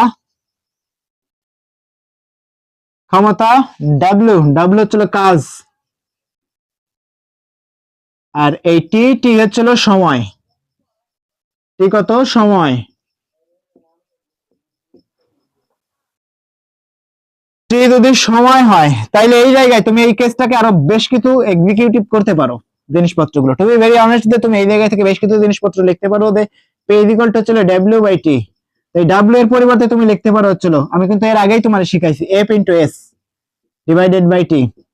তুমি এই এফ এস কে টি এর পিছনে সরাই দাও, এস বাই টি কি হয়, এস বাই টি হচ্ছিল ভি, এফ ইন্টু বি। এই power P equal to F into B, এইটা কোন ক্ষেত্রে, P equal to F into B, এইটা হচ্ছিল ক্রেনের ক্ষেত্রে। যদি একটা ক্রেন, এই একটা ব্লক, এই ব্লক আছে, এই ব্লকের ভর যদি এম হয়, তো একটা ক্রেন এই ব্লককে উপরের দিকে টেনে তুলতেছে হচ্ছিল বে বেগে, কত বলে, এফ বলে। যতটা বল প্রয়োগ করছে পাশাপাশি যে বেগে টেনে তুলতেছে, এইটাই হবে হচ্ছিল এই ক্রেনের পাওয়ার। পি ইকুয়াল টু হচ্ছিল এফ ইন্টু বি, যতটা বল প্রয়োগ করছে পাশাপাশি যত বেগে বস্তুটা উপরের দিকে উঠতেছে। এই বল এবং এই বেগের গুণফলটাই হবে হচ্ছে এই ক্রেনের পাওয়ার। আর যখন তুমি মোটরে পাওয়ার বের করবে, কত উচ্চতায় বস্তু মোটর পানি টানে তুলে নিয়ে যাবে, ওই জিনিসপত্র তোমার নিচে লিখে রাখতে হবে, মোটর দ্বারা কাজ, ওই জিনিসপত্রগুলো তোমাকে বের করতে হবে। পাওয়ার মোটর, যদি একটা মোটর লেটস সে একটা কুয়া, এই কুয়া থেকে 100 মিটার উচ্চতায় পানি তুলছে, 100 মিটার, কত কেজি পানি তুলছে? 1000 লিটার। তো সে কত পরিমাণ কাজ করছে? এই যে ডাব্লিউ এর পরিবর্তে তুমি লিখতে পারতেছিল এম জি এইচ, বিভব শক্তি কৃত কাজের সমান, তার মানে এম জি এইচ। এই জায়গা থেকে তুমি ওইটাকে বের করতে পারতে, থোপার সবকিছু বুঝতে পারতে। এই সমীকরণে কোনটাকে কি বলে? পি হচ্ছিল পাওয়ার, এফ হচ্ছিল বল, আর ভি হচ্ছিল বেগ। এই যার পরিচয় আমরা সবাই জানি, ওইটা এগায় আর লেখার কোনো দরকার নাই। এই গেল হচ্ছিল ক্ষমতা, শেষ, ফিনিশ। ক্ষমতা, পাওয়ার ইকুয়াল টু হচ্ছিল ওয়ার্ক বাই টাইম, ক্ষমতা ইকুয়াল টু কাজ ইকুয়াল টু কাজ বাই সময়, পি ইকুয়াল টু হচ্ছিল ডাব্লিউ বাই টি। তুমি এটাকে ভেঙে লিখতে পারো, ডাব্লিউ ইকুয়াল টু হচ্ছিল F into S divided by T. তো তুমি এই জায়গা থেকে আরো কিছু জিনিসপত্র বের করতে পারতে। কিভাবে বের করতে পারতে? যে যদি এরকম হয়তো, আমি কিন্তু তোমার আরো একবার শিখাইছি যে পি ইকুয়াল টু হচ্ছিল ডাব্লিউ বাই টি। এটা হচ্ছিল এই ক্ষেত্রে কঠিন বস্তুর ক্ষেত্রে নিচ্ছি। যদি গ্যাস বেলুন হইতো, ডাব্লিউ এর পরিবর্তে আমরা বসাইতে করতে পারতাম P into V by T. এটা কত হইতো? গ্যাস বেলুন বা গ্যাসিয়াস কোনো পদার্থের ক্ষেত্রে ওরে তুমি কি পরিমাণ প্রেসার দিছো, এতে করে বস্তুটির আয়তন কতটা চেঞ্জ হয়েছে, কতটা সময় নিছো তুমি ওই বস্তুটাকে প্রেসার দিতে, তাইলেই তুমি পেয়ে যাইতো কত ক্ষমতার বস্তু বা মেশিন দ্বারা তুমি ওরে প্রেসারটা প্রয়োগ করছো, তাই না? এই পাওয়া যাইতে হচ্ছিল পাওয়ার। এইগুলোই মনে রাখতে হবে তোমাকে। এই জিনিসটা তোমার একটু হায়ার অ্যাডভান্স লেভেল গেলে তুমি এই জিনিসটা শিখবে। এখন তোমার এটা জানার দরকার নাই, ওটাকে মন থেকে মুছে ফেলো। তাহলে আমরা এগিয়ে যাবো হচ্ছিল কর্মদক্ষতা বা ইফিসিয়েন্সির দিকে। পরবর্তী টপিক থাকবে হচ্ছিল কর্মদক্ষতা বা ইফিসিয়েন্সি। কর্মদক্ষতা, সোজা কথা আমরা ইংলিশ লিখি।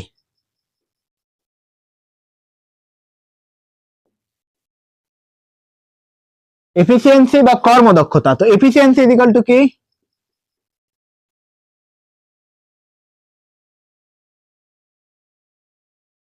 এফিসিয়েন্সি ইকুয়াল টু কর্মদক্ষতা equal to power input divided by power output. কলমের কালি নাই, ওইটাকে চেঞ্জ করি কলম। পাওয়ার আউটপুট পুরোটাকে আমরা লিখে ফেলি, power output, power output divided by power input.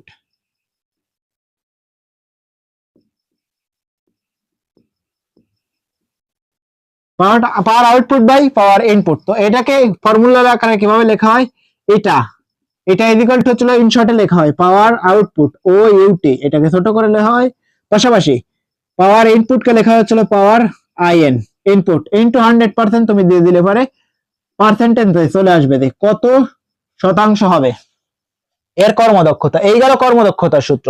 এই সমীকরণের কোনটারে কি বলে? এইটাকে তো আমরা মাত্রই লিখে রাখছি যে এফিসিয়েন্সি, এফিসিয়েন্সির বাংলা কি? কর্মদক্ষতা। কর্মদক্ষতা, এই পাওয়ার ইনপুট পাওয়ার মানে যে পরিমাণ ক্ষমতা আমরা প্রদান করছি, আর আউটপুট যে পরিমাণ ক্ষমতা আমরা পাইছি, তাই না? পাওয়ার, যে পরিমাণ পাওয়ার আমরা দিছি, পাশাপাশি যে পরিমাণ পাওয়ার আমরা পাইছি। জাস্ট লাইক সেমন একটা ব্যালেন্ডারের মতো। যদি তুমি একটা ব্যালেন্ডার হইতো, লেট সাইড একটা ব্যালেন্ডারের ভিতরে তুমি একটা, এর ভিতরে তো ব্লেড থাকবে, ডেফিনেটলি ব্লেড থাকবে। তো এইটাকে যদি তুমি এই দিক বরাবর ঘোরাইতে একটা মোটর দ্বারা, এর ভিতরে যদি তুমি একটা আপেল প্রবেশ করাইতে, আপেল, তো ডেফিনেটলি যদি তুমি এর ভিতরে আপেল প্রবেশ করাইতে, তো এই ব্লেন্ডার থেকে তুমি যে জুসটা অ্যাকচুয়ালি পাইতা, সেটা কিসের পাইতা? এই জায়গায় গ্লাসে, সেটাও কিন্তু পাইতা একটা আপেলের জুস। ডেফিনেটলি তুমি যদি আপেল প্রবেশ করাও, জুসটাও তুমি যদি আপেল পাইবে, আপেলটাই পাবে। তুমি আপেল দিয়ে এর ভিতর থেকে কমলার জুস পাও, জুস চাও অ্যাকচুয়ালি, তাই কি হবে কখন? ডেফিনেটলি হবে না। তো ওই সেম জিনিস তুমি যা দিবে, ঠিক সেম জিনিসপত্রই ফিরে পাবে। তো ওইভাবেই কাজ করে যে efficiency equal to power output divided by power input. যা দিলাম আর যা পেলাম, ইনপুটে আমরা যা দেবো আর যা পাবো, এইটাই হচ্ছিল এফিসিয়েন্সির সিস্টেম গুলো। এই গেল সোফার এফিসিয়েন্সির কারবার ফিনিশ। এগুলো হচ্ছিল খুব ছোট ছোট জিনিসপত্র। কর্মদক্ষতা শেষ, এফিসিয়েন্সি শেষ। এইবার থাকবে হচ্ছিল মোটর দ্বারা কাজ। মোটর দ্বারা কাজ কিন্তু আমি তোমার মাত্রই পড়ায় ফেলছি। মোটর দ্বারা কাজটা কিভাবে হবে? এই যে একটা কুয়া, এই কুয়ার ভিতর থেকে একটা মোটর, এই একটা মোটর একটা পাইপের সাহায্যে এই উচ্চতায় একটা ট্যাঙ্ক থাকবে, এই ট্যাঙ্কের ভিতরে কি পরিমাণ পানি তুলছে, হয়তোবা 100 কেজি। তোমার এই জায়গায় লিটার দেওয়া থাকে না, কেজি দেওয়া থাকে, লিটার এবং কেজিকে সেম ভাবেই ধরা হয়। যদি এই জায়গায় এত উচ্চতায় তোলে, কতটা উচ্চতায় সে তুলছে, এই উচ্চতায়, এই এর মান কত, হয়তোবা 50, 10 মিটার। তো সে কত পরিমাণ কাজ করছে, এই যে কাজ বা মোটরের পাওয়ার কত, P = কত, W/T। তো এই যে W এর পরিবর্তে তুমি বসাইতে কত, mgh/t। তো m এর মান বসাও এই জায়গায় কত, 100 কেজি ইনটু জি কত, 9.8, পাশাপাশি উচ্চতা কত, 10 ডিভাইডেড বাই টি, কত সময়, 1 মিনিট। 1 মিনিট যদি 1 মিনিট হয় কত, 60 সেকেন্ড, 60 সেকেন্ড বসাই দিলেই তুমি পাওয়া যাইতা ফলাফল। Proper clear? এই গেল সবগুলো কনসেপ্ট। ইন এ নাটসেল আমরা যথেষ্ট পড়ে ফেলছি। এই জিনিসপত্রগুলো তুমি যদি না পারো তাহলে কিন্তু তুমি বোকার স্বর্গে বসবাস করতেছো। তোমাকে আরো একটু পরিশ্রম করতে হবে এবং লেগে থাকতে হবে। লেগে থাকলেই মিলবে সফলতা। তবে এই সবগুলো পরিশ্রম কিন্তু শুধুমাত্র তোমার জন্য। আর এই সবগুলো পরিশ্রম ঠিক তখনই সফল হবে যখন তুমি খুব ভালো ফলাফল বয়ে আনতে পারবে। ইনশাআল্লাহ আমরা একটা দিন গ্যাপ দিয়ে পরবর্তী দিন আমরা আরো একটা ক্লাসে হাজির হব এই অধ্যায়ের সবগুলো সিকিউ নিয়ে। সবগুলো সিকিউ থাকবে কি, সবগুলো বোর্ড সিকিউ থাকবে 2025 সালে রিসেন্ট টাইমে আসা সবগুলো টপিক, মানে টপিক তো আমরা পড়াই ফেলছি, এবারে সিকিউ গুলো খুব সুন্দর মতো সলভ করায় ফেলবো ইনশাআল্লাহ। তো আজকের ক্লাস এই পর্যন্তই। সকলেই ভালো থাকবে, দেখা হবে পরবর্তী ক্লাসে। তার আগ পর্যন্ত সবাই ভালো থাকবে, সুস্থ থাকবে। Tata, bye bye, see you, take care, love you, love you guys. দেখা হবে নেক্সট ক্লাস। আজকের ক্লাস এই পর্যন্তই।